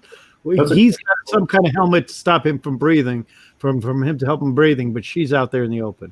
All the covers for this are so colorful and bright, and they really stand out, especially with that white with the title up there. They really have a cool look to it. This is an example of a book where it would go for high on the CGC boards because people would be like, ooh, ooh. But you might see it on eBay for like $150 by it now. Yeah. Yeah, that's a good call. Only because they don't know, but because probably Overstreet has it listed for nothing. Well, if it comes up on eBay for $150, you'll know because I'll send it in the show. Nice. This is probably my favorite of the Batman war covers, I have to say. There's not that many of them, so yeah, that's one rarity Batman out there. I've tried negotiating on this with a couple of people, and man, I don't know if it's just them, but they think it's like Holy Grail or something. Have you ever flipped this one, Jeff? Because I just sold at the lost auction. I was going to say, I saw you have one not that long ago. At the claim it. So well. At the claim sale, yeah, I went right away, and it was second. It was white pager, 4.0, sold well. Nice, really good book. God willing, if things go well, I should have a 6 or 6.5 here in a couple of weeks. We'll see. Are you gonna do another auction? Because I'm bummed out I missed that one. Yeah, the 25th for that AtCon thing. Oh, it cool. was such a good job. It was such a good job on that one. Thank you. Cool. I finally shipped out like my last package, I think, today. It's been crazy, man. Did you end up selling that Suspense 8 in your auction? I saw you had like a 3.0. Yeah, I put it up. I didn't sell it. Oh. But yeah, I still have it. I don't know who that guy in the corner is. What's his name? That's he's on. No, there's another comic with the same thing going on. It'll come to me. It's It's like a former vaudeville actor who was in the movies. I assume this is the same publisher as Shadow Comics. Yes. Smith. Okay, because it's got that Shadow comic feel. The good Shadow comic Stephen covers. Smith, they have that Oh, weird I love volume. like offset sometimes. I love it. Is this the full-on Nidor or? Yeah, Nidor Schomburg. It used to be worth more because at one point this was one of the books that didn't make the photo journals, and since then, it's come up for sale. Not a lot, but it's not like, oh my god, there's none in existence. So, but it's pretty awesome. Usually, when I've seen are low grade on this book, like 3.5 and lower. Or Yeah. I held the Mile High copy not too long ago, and that was crazy. Oh, wow. No, but I'd have to rip it out of that guy's dead cold hands to ever get that book. I'm letting it go. But I love this book, man. Yeah. I saw it twice, but that was so many years ago that I've regretted it since. Oh And man. I'd love to have this as a pair with my Cap 26. good call. I can show that later. Then this is pretty neat. Another Hitler. Yep. This one, I never realized that this was Schomburg. For some reason, because the guys were so large on this or something, I didn't think it was a Schomburg, but yeah, apparently it is. It's pretty neat. I like it's for some reason those kid comics are just really violent, man. That's crazy. Oh, and racist beyond belief. Yeah. And we got these are the elite Nazis that would attack us on the home front during the war. Hatchets. Oh God. dude's got a hook hand. Oh. Going on there. This is funny because 1943. This is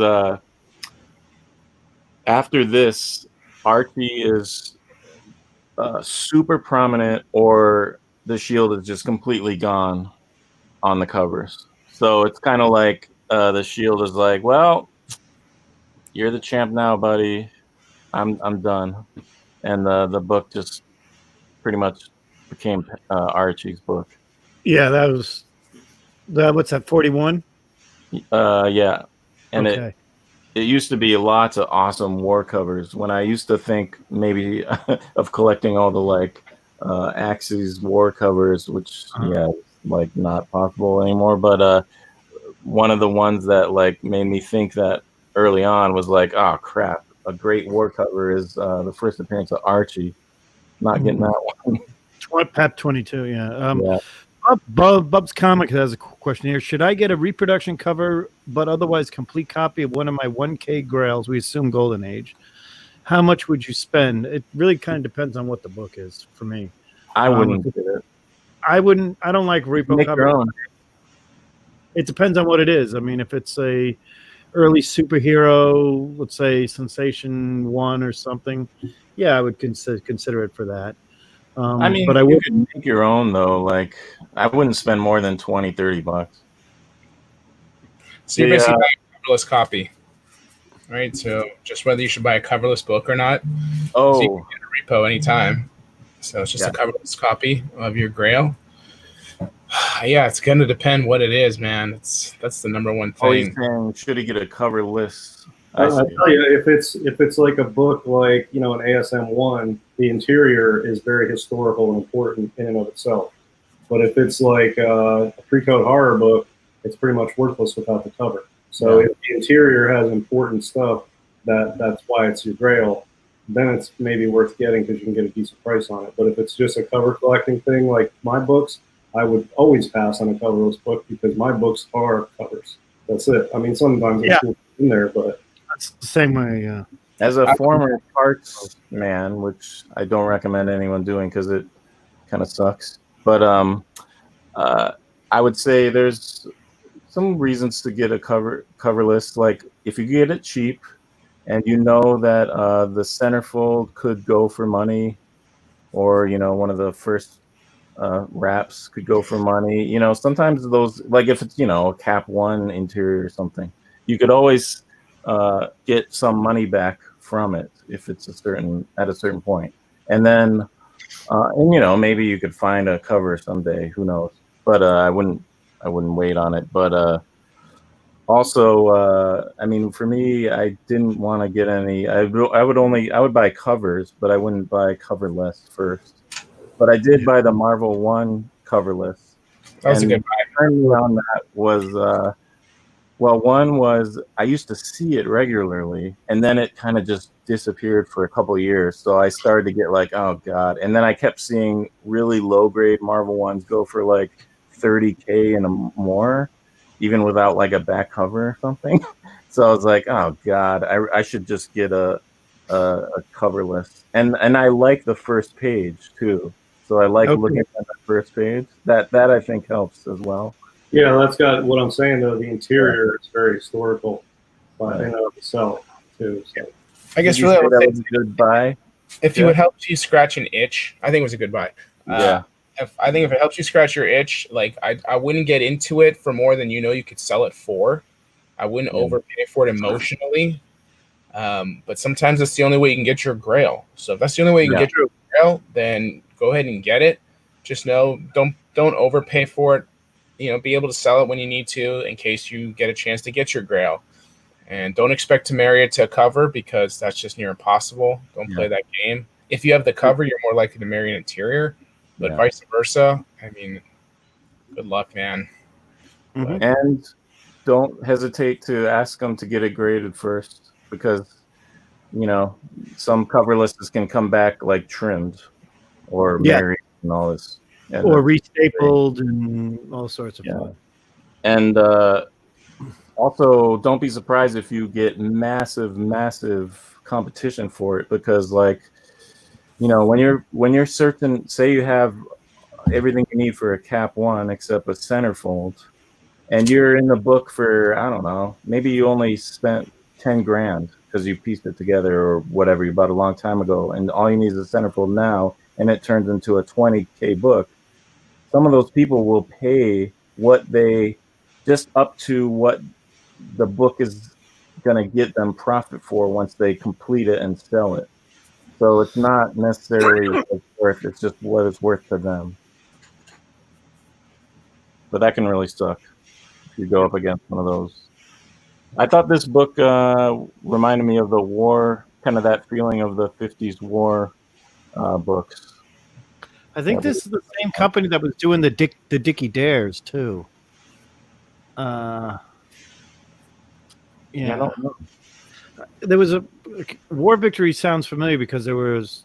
I have to look that up because there was a lot of smaller books that were actually like ash can size. I don't know if they were real comic book size. It's pretty neat cover, and he's got the whole like stabbing. Well, I think he's stabbing him. I'm not sure, but look at it. This is a pretty cool one. I tried to find this for a while and kind of gave up. There's Marvel. For some reason, this one doesn't come up too often, or if it does, it's completely wrecked. Oh, this is a great Schomburg Black Terror. I used to have this one. It's a great one. This one, I got like a 6.0 or something for like $300. Not that long ago. And like, but I still feel, this could go down. Like, it's one of those kind of niche-y things. It doesn't have cap on it or anything. So, yeah, but Black Terror is kind of it's Blue Beetle in the original costume. That's the way to do it. If you're gonna buy a Blue Beetle, make sure you get the original costume. Yeah, this had potential to be a good cover, but it's just not that good. It's kind of like a coloring. He's like a coloring book version. If that is Hitler, the mustache is kind of off. It's supposed to be a Hitler cover. This is a Hitler cover. That's but I mean, the mustache is going up to the sides a little bit too much. He's getting belted too. If you're gonna punch him. Like, hit the damn guy. Come on, man. That book moves pretty good, though. I mean, I don't. It does. It sells pretty well. Of the Blue Beetles, I mean, again, maybe we'll do a show on Blue Beetles and something like that. But there's a whole world of people that collect every Blue Beetle and swear by it. And I know, and they are fans. They're like Rush fans. You can't tell them that they're not that great. You know. Sorry, it's I'm just a Rush Canadian. fan. I love Rush. They're awesome. You're one of those Canadian lovers. I love Rush. I like Rush. I've seen him a lot of times at concert. I love him. But if they Rush fans are a cult. Here's another Arrow, very good. Schomburg. Mm-hmm. Another one.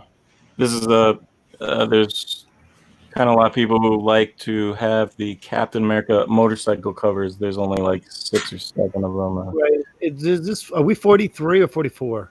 This is 41. 41 Oh, still? 1944. 1944. 44. Sorry. 44. Yeah. Issue 41. Yeah. Issue 41. Yeah. 44. Yeah. This is, I think, one of the last ones he is on a motorcycle. Yeah, you might be right. I think this was one because that is a collector thing that people do. And that is like an Indian. It's a certain type of bike that they. The Indian motorcycle. It was called the Roadster from '38. If you actually, the cool. reissue Heritage Cherry Edition is a copy of what Cap would have used during the war. It's pretty badass. Indian chieftain motorcycle. Chieftain. That's what it was.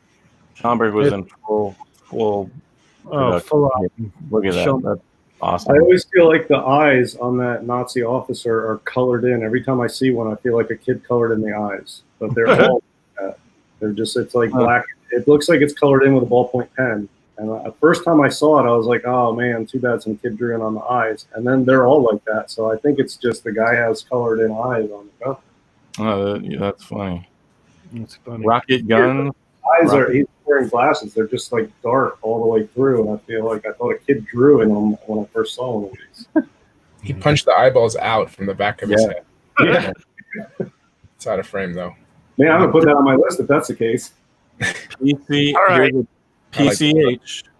Is this considered the skull cover? The people that collect this the skull cover. I just hope this is the opposite of Punch 12. That's how uncool this is. Cool. For feature comics, how about that? We'll put it on a curve.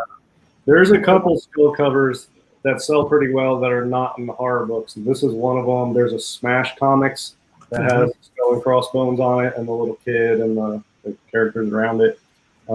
People who collect skull covers, this is a tough one to find. I'm telling you, if you come across these, you've got a good book. This is a tough one and it sells good and it's so realistic. It's not a cartoony skull. Hey, Two Brothers Comics. Thanks for joining us. Always had love having you guys in here. Thank you very much. I would love to come across one of these. It would be a hot book. It would sell quick. There's guys that would eat that up. Trust me. I think it's cool. Oh, there we go. Another one. Schoenberg. Spencer. Not sure what the deal is going on there. It's like a Scooby-Doo villain. Yeah. Here's a pretty cool planet. Yep. Post Rivet. It's got that pulp Amazon war.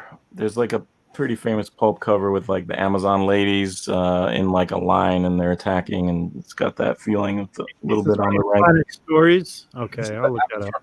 Right? They're on. I got the book here. You really don't have to say pretty cool planet, though. That's sort of redundant because I feel like all the planets are just cool as hell. There's a few ones that are not, but it's rare. It's rare, yeah. Totally. Yeah, some are rarer than others, but they're all super cool. And another Schomburg. I think he stockpiled them and just sold them whenever. Which planet one were you looking for? On the pulp side? Oh, I was just mentioning, it reminded me of a pulp that had like the Amazon War, where the Amazon ladies are fighting. Planet Stories, 1939. I don't know the name of it, or if even it's planet. But you got it? Yeah. That's cool. Show us that. Hey guys, I hate to leave shortly, but family needs me right now, so I got to roll. All right. No worries. It went a little long. It is right there. Golden Amazon, Planet Stories, Pulp, 1939. Delicate. Oh yeah, that's it. There you go. Seek and You you shall don't see find. that. You don't see that often. Oops. There we go. I have a few Planet pulps, so I don't have that one, but I'm on the lookout for a few more pulps. There's another one, Schomburg. That's nice. Another. Schoenberg been busy this 45. month. It's 45 now, but he's still 45, going. okay. I like this planet. Yeah, it's Yeah. Not too fond of the weird aliens, but she looks cool. 45. Oh, here we go. Is this Cole, I assume? That's LB Cole, yeah, Captain Arrow 26. That's an early Cole, right? 46? Yeah. 46, yeah. I mean, is it early Cole? Yeah, early-ish, yeah. I mean, he did stuff for like novelty publishing prior to that, but that's when he started to get into it. That's another Here you one. go. You have this one, right? I do not have that one. Oh, well, It's a nice one. I don't have either of those anymore. I mean, that's a triple crown right there. It's a Catman, which you like. It's LB Cole, which you like, and a Shark that you like. You know, it's just And there's another one he likes. Another one he likes. that one too, and it's this one's not that rare. It comes up enough, but the problem is I never find a suitable copy that I want in the I don't want a 2.0, and I don't need one of these 9.0 ped copies either. Yeah. So I'm looking for like a 5.0, a 4.5, a 5.5, something like that. And it's like either high grade in a featured auction or it's a beat copy. It's just hard to find the right copy. I see people pricing a lot of the Human Torches at higher premiums than I have seen in the past. By a lot. That one's pretty reasonable. I mean, for what it is, I think, honestly. You can I love getting some Human Torches. I feel like 8.0 copy. Story in it. Yeah. $3,000.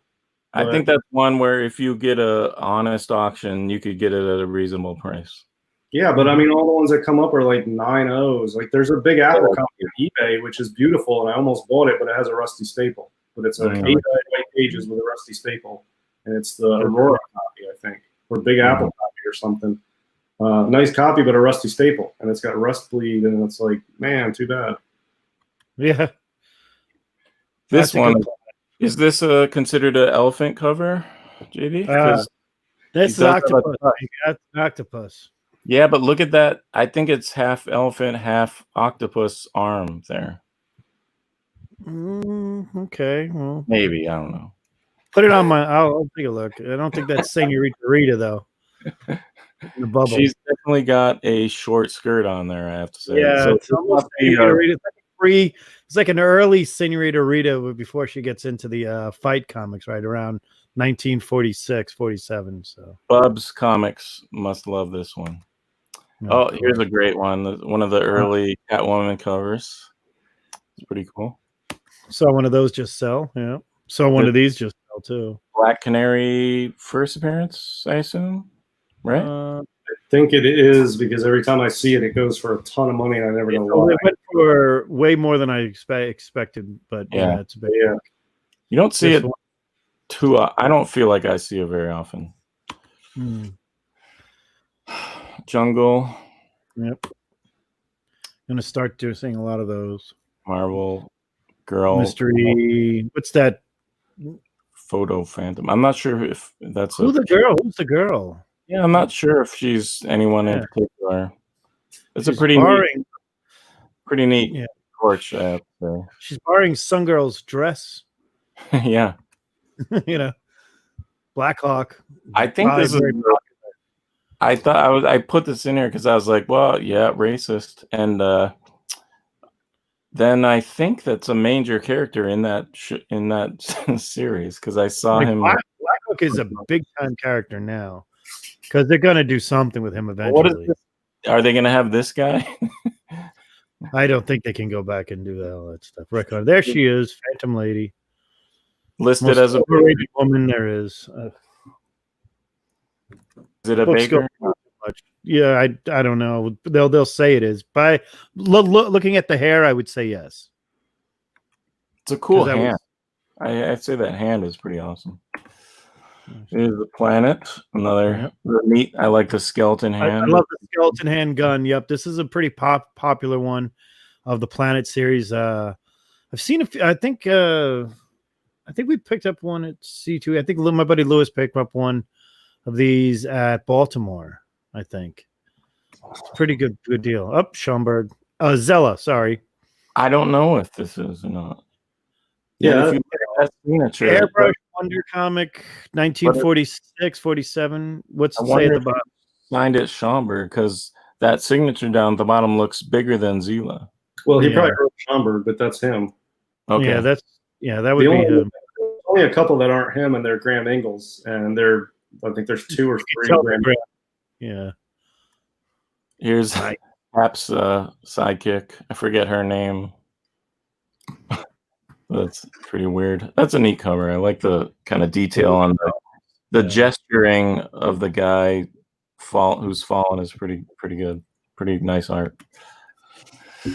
Crimes by Women. That's a good. I like that series. It's got some great covers. Dagar.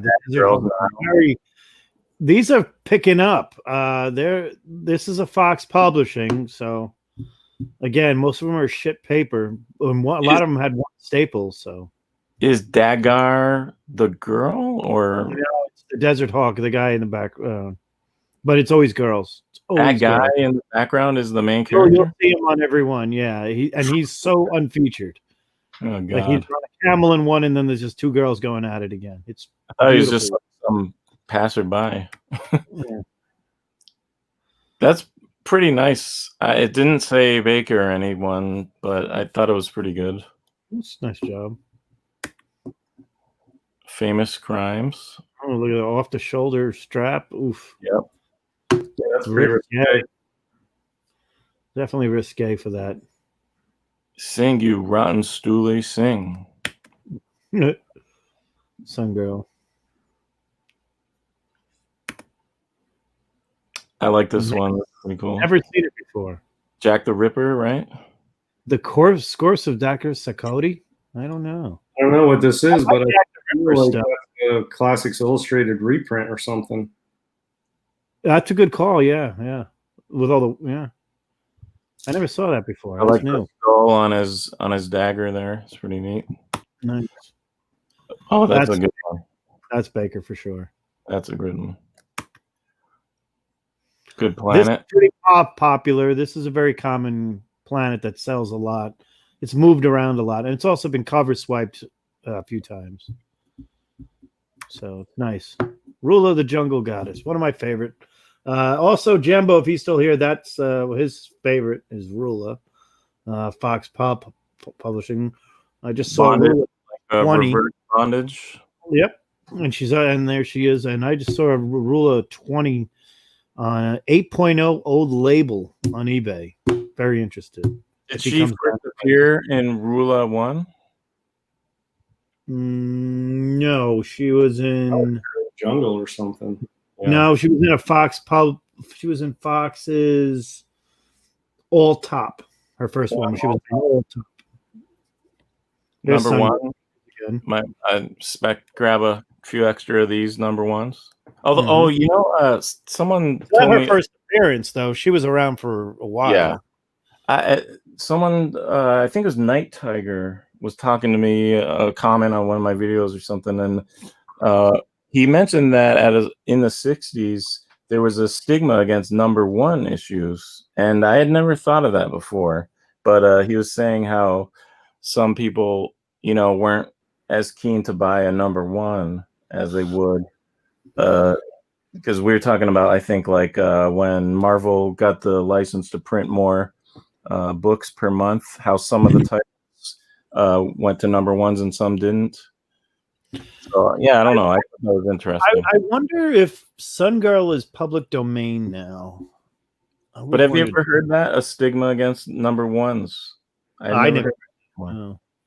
But it kind of makes sense, back in the day when no one really collected, For money. Yeah. You could wait, I'll see when that's at issue 10, maybe I'll get it. Yeah. Terry and the Pirates. Yeah. I like the red dress going in there. Yep, cool. This is that whole series is so old. It's literally from the Platinum Age. Oh, really? Yeah, Terry and the Pirates goes back to the little black books, the little green books from the 20s and 30s. Terry and the Pirates is it's as old as Flash Gordon, as old as Tarzan and Red Rider, if you know who that is. Wings. Neat. Wings one. What is she carrying? Oh, treasure. She's got a treasure box. I don't see this one ever. I've seen a lot of this book, but not that Oh, one. really? I don't. Yeah. Not this issue. I've seen a lot Okay. of crimes against women or crimes by women. I thought this cover was. Oh, this was Ingalls, and I didn't know he did Okay. some westerns, but it's really nice. Some I of the didn't know- gunfighters are cool. They have a pistol underneath the title too. I think that's Gunfighter. It says Gunfighter, and then it's got a picture of the revolver, and then it's got the scene. I think some of those are cool. Nice. Like I would definitely pick up this as far as and I don't ever really want any westerns, but this would definitely be one. That's nice. I bet that would look really nice, high grade.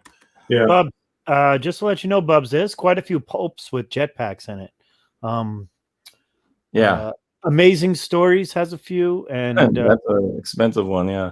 yeah, there's a few jetpack, really good. If you're interested, pulps are coming on the market rapidly. Isn't that the first Buck Rogers, the Amazing Stories one?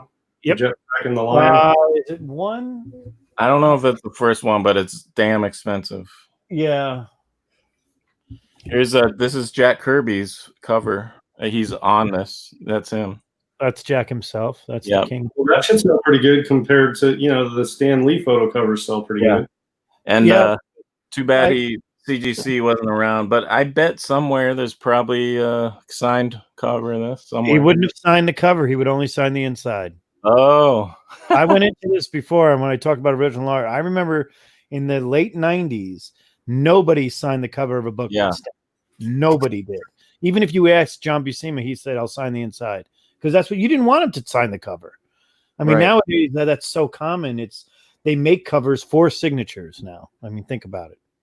It's just a different world back then. I'm telling you. Yeah, the first time I ever did it was in I think it was 93 or 92, and it was Mike Zeck, and it was kind of his idea. Like he's like, want me to sign the cover? And I was like, oh, sure, yeah, that looks awesome, because I saw him sign someone else's. Yeah, yeah. This is what I went in 98. I was telling the story before. John Buscema signed a poster for me on that instead of signing my actual number 2. Or you bought the posters, and that's what you did. But then I got him signing sketch cards down here. So Heroic, that's a good title. There are high grade books of those. Those are famous funnies, and I don't know how to explain it, but I've seen a lot of high grade books in that title. There's no way he's getting all those kids out of there. I'll choose the one that's the least annoying. I'm saying this is a pretty wild one. Yeah, I haven't seen that one. That's more Blackhawk stories, right? That's Blackhawk. Yeah, I'll tell you the Blackhawk stories. I'm actually trying to find the hardcover that somebody told me about. There's a whole Blackhawk run, kind of like I have with Spirit, where I've got a lot of the Spirit books. I enjoy reading those. I really want one of those. Oh, that's Baker. Oh, this is impossible to find. Yeah. This is one that if you had this, GS, if you find this somewhere, Rick would pay a ton for.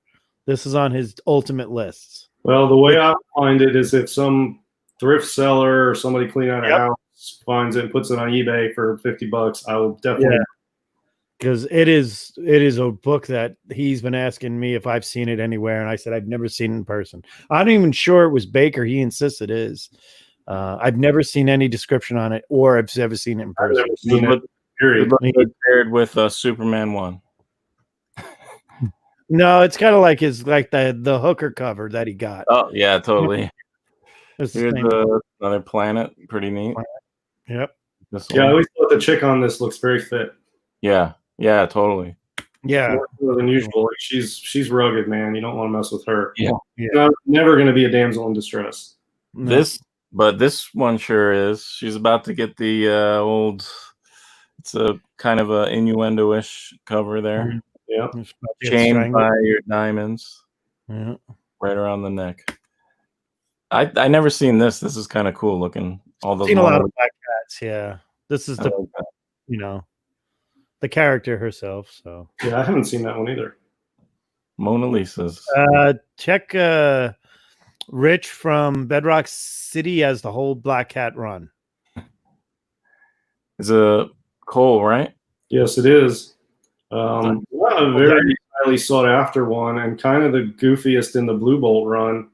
A cool cover, but the others are more horrific and psychedelic and monstrous and sci-fi. And then this is a dinosaur cover, kind of a weird, offbeat Blue Bolt cover, considering the rest.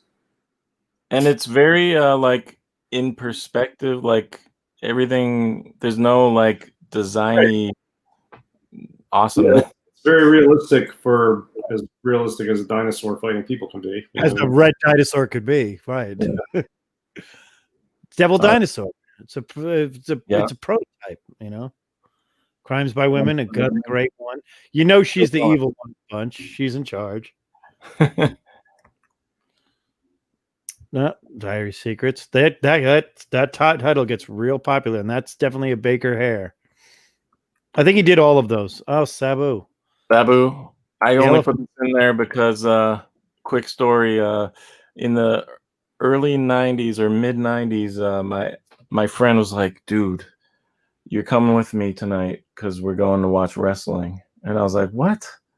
Like I watched wrestling when I was like a kid, like Rowdy Piper and Hogan and all that. But like this was like I was in college. But we went to this weird like little tiny place, and it was this ECW wrestling. I don't know if you ever heard of it, but it was amazing and it was really fun, and it was like crazy wrestling. But they had a guy I liked. So this is like the level of insanity it would get sometimes. So they'd be like, "Someone give me a chair," and then everyone would just start throwing chairs. And this was one of my favorite guys, Sabu, and the barbed wire, and he would just do insane stuff. But yeah. Anyway, that was just a little Sabu kind of funny thing. Congratulations. I think Stray Flexen just picked up one of these. I think Yanov just got one, didn't he? Those are nice. I don't know. One. I don't know if he just got it, but he posted a picture of it on his. I didn't realize this was in 1950. I thought it was a lot earlier for some reason. No, that's I mean, The Spirit was a newspaper publication, like comic strip for so long, and it wasn't until late 40s that he started this, and this is 22 issues in. So this is 2 years after it even started in like 48 or 49 or whatever. This whole book here is just 6 months of 1941. And it's the whole thing. I mean, if you do get into reading any of the Golden Age, like these other ones, these weird things, the Spirit kicks such ass. It's ridiculously good. It's so much different than you'd think. It's not like I mean, I'll say this. It holds up today. The art inside it's all Will Eisner from cover to cover, the whole thing. It's just amazing. You know, I do think my new hardcover passion is definitely these trying to get all the Spirit down. So I got July 6th to December 28th, 1941. This is volume 3. I'm looking for volume 2 and 1. But these are just fun, really good reads. I mean, I joke about it with people, but this is what I enjoy reading now more than the modern books. I only buy 2 books, so you figure it out. You know, this is good. I don't know, less popular. I feel like the more serious sci-fi of the ECs gets, although I don't ever seem to see this one. That's a later issue. That's a classic book. No how that book was like always available. I'm not kidding you. It was like 10 years ago. That book was always available. Now it still doesn't go for a lot of money. I think this is still around a $200 to $400 book in like high make. It's picked up. I just tried to buy a 8.0 on Heritage about a month ago. You know, I figured an 8.0 I might be able to score that for like $2,500. The thing sold for like over $5,000, $6,000 or something. And there are a lot of these, man. There are a lot. Yeah, I want one, but I don't want. They're way overpriced right now. A nice mid grade, and they get more. They're getting more expensive. It's bizarre because that book was so cheap. Here's the famous Totem. Pretty bad. Yep. Oh, I love this one. I would get this one as a Cole. I had that one. Yeah, that's a good one. I had six. I bought one from a dealer in the UK. I don't think he was up on prices. This was like over a year ago, and I got it for a pretty good price. It was a mid grade, and it came back 6.0 from CGC. Nice.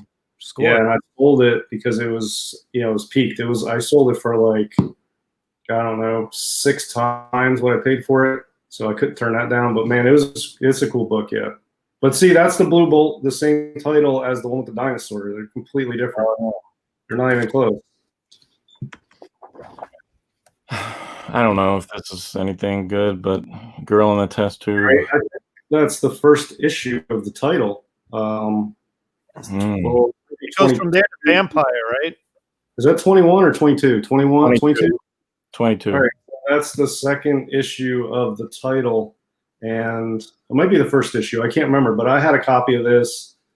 They're cool. I mean, there's a lot of them because it's Harvey. But I had a nice, what did I have? An 8.5 of this. Yeah, I had an 8.5 of that. Oh. This was a kind of wild one. You love the shrunken heads, so I'm not even sure what the hell's going on here. Why is he so mad? Is it like someone, his family member or something? Looks like a Don Heck head, doesn't it? Like a bullet should be in the middle of it. Same face. Jackie Robinson. I got a few of those Babe Ruth Sport from the 50s. So that was that's a pretty cool one. That's a great cover. If you like the crime ones, yeah. I love that. Where are they going? I can't. Is that ACG? I don't forget who put out that title. It was pretty popular. Yeah, I don't remember. Oh, I love this one. Nice. She definitely means business. She's got the cigarette. I saw that on the boards recently, and it went for a pretty good price. I think somebody asked for like $350 for it, and it went. I was shocked. Oh man, I'd buy that. 150. Yeah, it wasn't that. They're not. I'm telling you, crime is still lower than you think. I mean, I think it depends who's selling it. Because if Rick was selling this, it'd be a lot of money. Yeah, Rick buys books. Rick puts a premium on his books. So I don't know. Seemed like a little good cleavage a here. little risque. Yeah, she's kind of up. This Sport Thrills. There you go. Cole, this is Cole, right? Now, is that Ted Williams, or is it not? It's usually a fake character. I don't know. Swing looks It like probably is Cole. He did a lot of the Sport Thrills. I don't know if he did all of them. Here's another classic. This is a classic cover. I don't know if this is worth anything. DS. Black. I like weird. this one. Yeah, that's another. I know it just says weird, but that's another one in the Blue Bolt run. Blue Bolt Weird Tales. Yeah, but that's the same run as the dinosaur and that red. Oh yeah. This is 114. The monster was 110. So 4 issues after the red one with the monster is this one. Again, looks nothing like the dinosaur cover, right? Yeah. That shark is awesome though. Yeah, that's a good shark cover. That is cool. This I don't know. That's one of Anything? my favorite in that title. I've had that book when I was doing all the Pieta covers. I didn't have to pay a lot for it, and I think I paid under 100 for like a 4.0 or a 5.0, whatever somebody was. Yeah, I had a 5.0 of this. I bought for 100, and it's one of my favorite in the run. Honestly, it's really cool with the hooded guy. It reminds me of Prime Mysteries too. Yep, it's a Pieta cover for sure. It's Yeah, got cool. green arms, which is a little weird. Yeah, I like that one a lot. It's not worth a whole lot, but it's really cool. The smoke and fire is pretty awesome. I love these crazy jumbos right at the end. Yeah. It's Wild. 53. This was pretty good. We're in 52 right now. Okay. This was neat. I didn't say anyone in particular, but I thought it was pretty good artwork. There's one, let me show you one in that title. That's a barrel right there. And I'll show you the Grail in that title. Yeah. There's 67 issues, though. It might be a little tough to find, but I can't remember what number it is. I'll look while I go through this. Oh, you got it. That is the not the. Is she a mermaid? You know, you don't know. We don't know. Which one did you find it? Not yet. I'm looking. Oh, okay. Sorry. I gotta scroll because I can't remember what This number. book here. This book here is Ajax Farrell, and look at the size of the girl and the size of the guy. Yeah. It is so effed up. I didn't no idea who did the cover, and I don't think anybody does. Yeah, here it is. It's number 50. What do you got? I'll This bring it is, up. this is by far the standout in that Romantic Adventures run. This is number 50. Oh, okay, yeah. Oof, looks like a bad prom date. Oh yeah. The Love Lunatic. Wow. That's So yeah, that's the one Romantic Adventures. It's number 50. That's the only one I would pick up. The rest are like the one you showed. The rest are like that. Although they did ACG did that true 3D vision. You're right. Yeah. They did that across all their titles. So they have Romantic Adventures with true 3D vision too. So we can see if it's a C cup or a D cup after all. Nice. Did you ever have this one, DS? No, I'm not a big fan of the Farrells. They're a little too cartoony or something, but these are good in mid-grade or up. They're really tough to find in nice shape. These Ajax Farrells are always beat. They're terrible books. Really creepy. The covers fall off if you blow on them. So creepy. They're cool, but the art doesn't grab me like some of the other horror books. It's too, I don't know. I love don't know that how to. Voodoo 11. I love that Voodoo 11. I have a Fantastic Fear 6. That's like one of my favorite books. And it's just an exception. But this is true 3D. This is true 3D. This is wacky. Yeah. Definitely like a bad dream. No.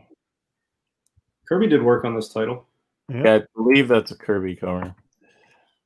Up, U.S. Tank Commandos. Pretty good. Kind of robbing the haunted tank story. 52. Or Korea, yeah. Oh, Terrors of the Jungle, LB Cole. That's an even worse dream.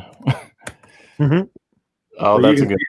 Cole got the year he went totally psychedelic, and the colors are swimming everywhere. It's hard to even see where one object ends and the next starts completely filled, as opposed to that dinosaur cover a few years earlier. Completely different styles.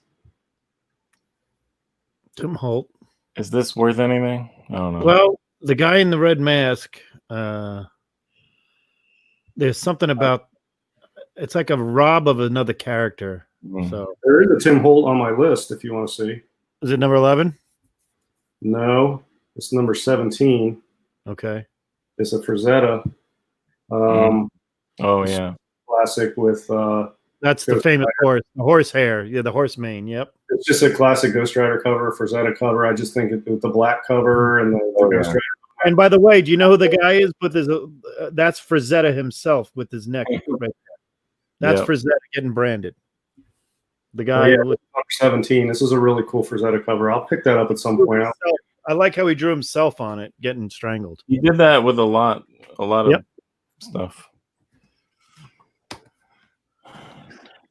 Here we go. I thought this was funny because the top of the cover almost looks like fun confetti, and it's got the like nice colors, and then you realize it's like holy crap.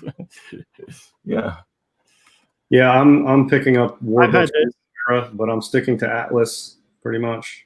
I just sold my this one the first Dracula storyline. It's the first Dracula, Bram Stoker Dracula storyline in there, and it is way better on the interior than it is on the cover.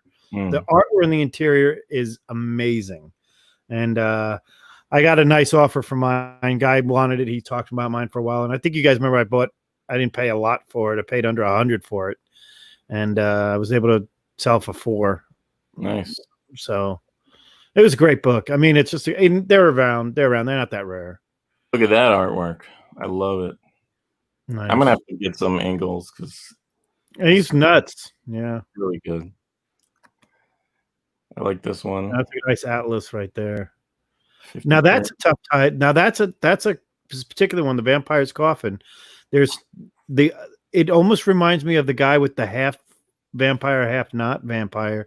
Like that's a continuation, and it's the same title. I just wonder. This is Yeah. Rough Heath. Yep. Oh, and I like this one. Chilling Tales. We ain't kidding. The guy in the fridge. That's it.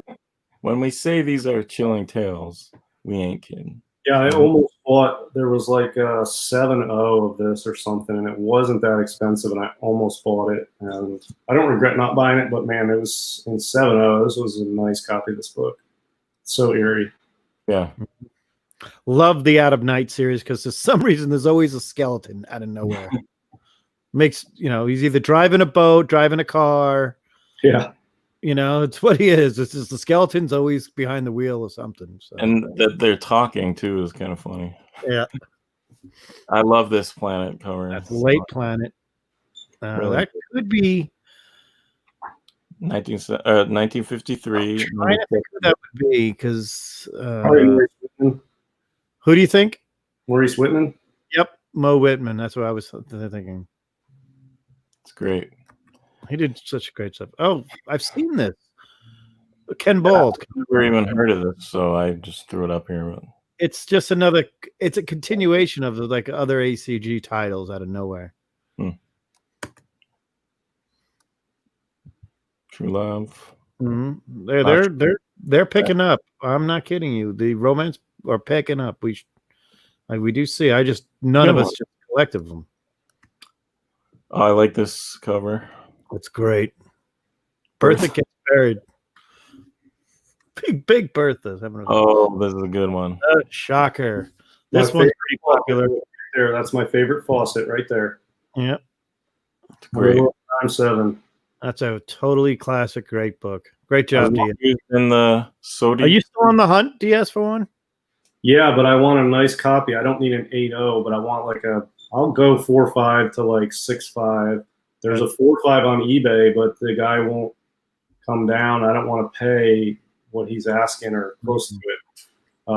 And then I think Rick had one on the boards, but his is like a 3.0, and he also wants more than I would pay, but I don't want a 3.0. I want like a nice grade, good presenting, like a nice 5.0 at the right price would be cool. They don't come up too often though, so yeah, I'm still on the hunt. You're right, they don't. Because Lewis is on the hunt for a 5.0, 6.0.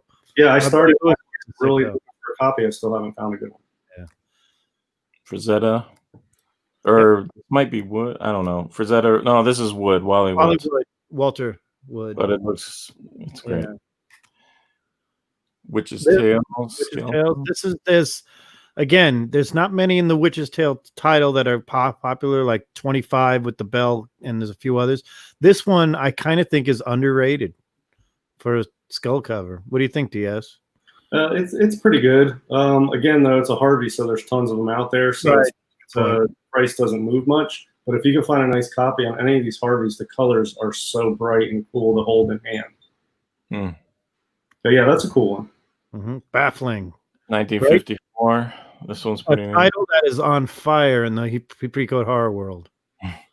Literally. There's that one's not so hot, but there is one that's pretty good. It's like Baffling 9, I think.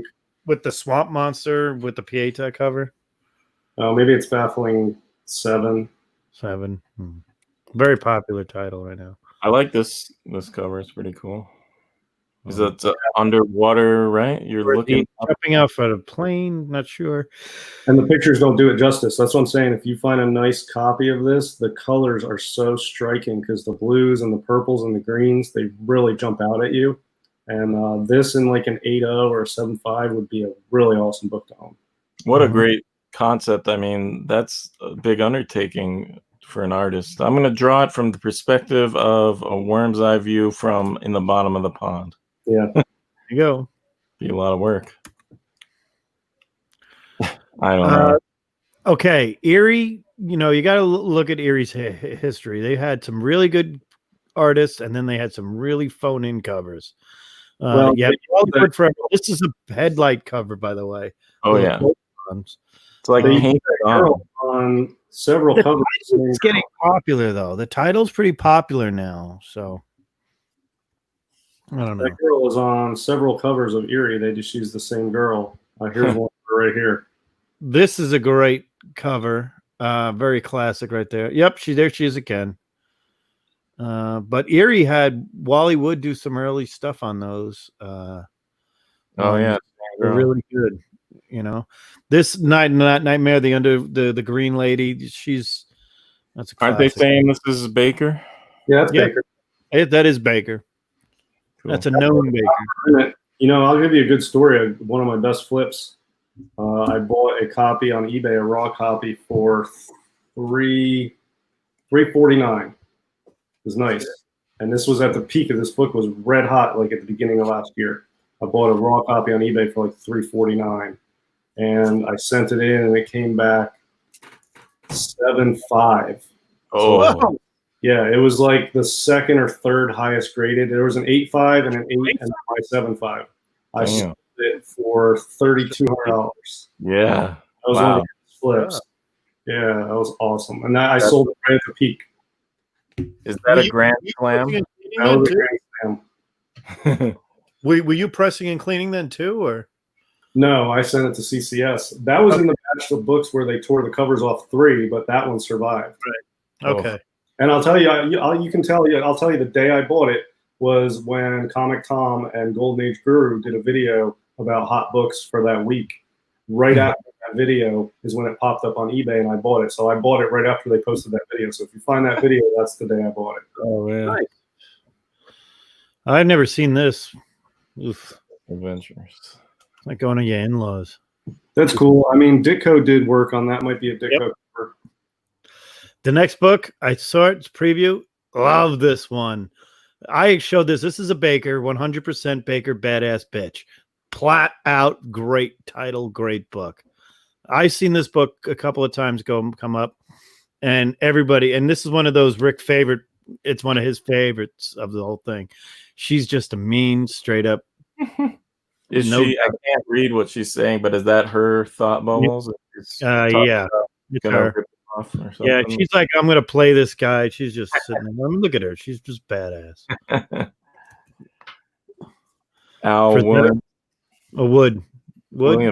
Williamson. Oh, okay.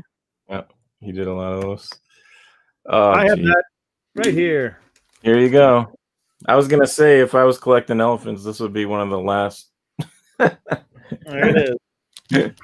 I got a nice 7580 copy of that thing here. Oh my god! Don't know if I'm ever gonna send it to CGC or not, but it is. The story inside is absolutely terrible. It's Caveman Batman. Explain to me that. What are you gonna do when there's a point when you? It's literally he goes back in time in the Bat Cave, and he meets his the guy with the mask on the head, the tiger, is the Caveman Batman. So what's gonna happen when there's piece of original art that you want that's like, and you're like $5,000 short or something, and then you're like, if only I could sell these elephant covers quickly, but I know I gotta slab them. I know everybody tells me to slab them. I mean, because I've gotten 8.0s. I did slab them. I've got 8.0. I got a 9.2. I've got 9.4s of Golden Age books from the 40s. You know, I'm all here collecting. I kind of got into that thing about 2 years ago. The highest grade. There's too many elephants. Well, we have the stamp, so all of these are out of my collection. But yeah, DS stopped already. I'm shallow. I don't buy anything. I buy for the cover, and I don't buy anything with the stamp on it. I'm very shallow that way. Nice. Here's Frogman. Never seen this. Pretty good artwork. Yeah. I love the title of this. Last Seen Climbing a Ladder. One of the earliest Golden Age books I ever bought was this one. Long ago, I was collecting Golden Age. I saw this on eBay, and for like $20. It was like a 5.0 or a 6.0. It was a nice copy, and I just thought it was so cool, and I just bought it. It was like one of the first Golden Age books I bought before I really knew anything about Golden Age. I remember owning a copy of that. Is that called Burgess? I have no idea. I bought it, sold it, and then right? It is called Burgess. I'm pretty sure. Yeah, it looks like it. Yeah. I actually think he's one of the most underrated artists of the Golden Age for the amount of quality he did and never really a throw-in title. You know, never really a throw-in cover. He did so much stuff, not just in horror, but everything. You know. Well, I think he wasn't that great in the Golden Age, but Carl Burgo? yeah, well, in the early gold, like his Human Torch early stuff pre-war was not. I mean, when you compare it against Everett or Fine or someone, or yeah, but Bill Everett. But this is great. Carl Burgess has just done. I don't know. He kept with it, and he got better as he grew up. Yeah, I admit that John Buscema's early work sucked. Well, did you hear that story about him where he the Captain America and the Human, they were all coming up for like the copyright or whatever. Oh, the 10-year licensing requirement. Yeah, and Simon, you know, was business savvy, so he was getting money or something. Everett didn't give a crap because they have money. That family's wealthy, and then loaded. And then, but Burgos, and then they came out with that Fantastic Four annual that uses the original Human Torch again, just so that they could say they're still using the 10-year requirement. Yep. Yeah, and apparently this was an interview with his daughter that he took all his original art, like Human Torch stuff, went out into the backyard and was so pissed he burned it all. Ugh. I've heard horror stories about some of the stuff that people did. Joe Kubert lost or left on the subway or on a train half of his covers of his war stuff. He was bringing them out because they were moving offices, and he was going to say, well, let me bring this. I'm going to start a school for my kids. His kids were young, and apparently got distracted because probably one of the kids was running up and down, causing trouble, and he left his whole portfolio on the thing. You know, well, at least he didn't purposely destroy it. I heard that when I went to I got a chance to go to the Kubert school when I was, you know, a teenager, and I applied and everything else. No, I didn't make it. Again. We're at 55. Yep. Vuda, I see it. Vuda, that's Baker. This is a great title. Hard to find. Right, and this is one of the more riskier titles with the stamp, except for the one with the elephants, and she's got a full-on stupid pink dress. It sucks. That's number 14. That's Vuda 14. That's number what, 11 or 10? They're all Baker covers. 22. So 22. They're all Baker, Vuda, and from 14 on, they had the logo. So, or the approval code, the code. So, is that it? That's it. Well, everybody, that was a long show, but we're glad you guys stuck with us. We kept it going here.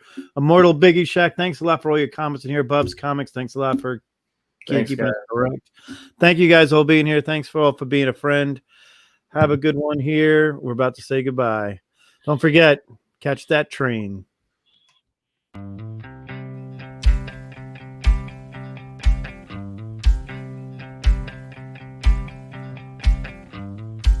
Thank you for being a friend. Travel down the road and back again. Your heart is true. You're a pal and a confidant. And if you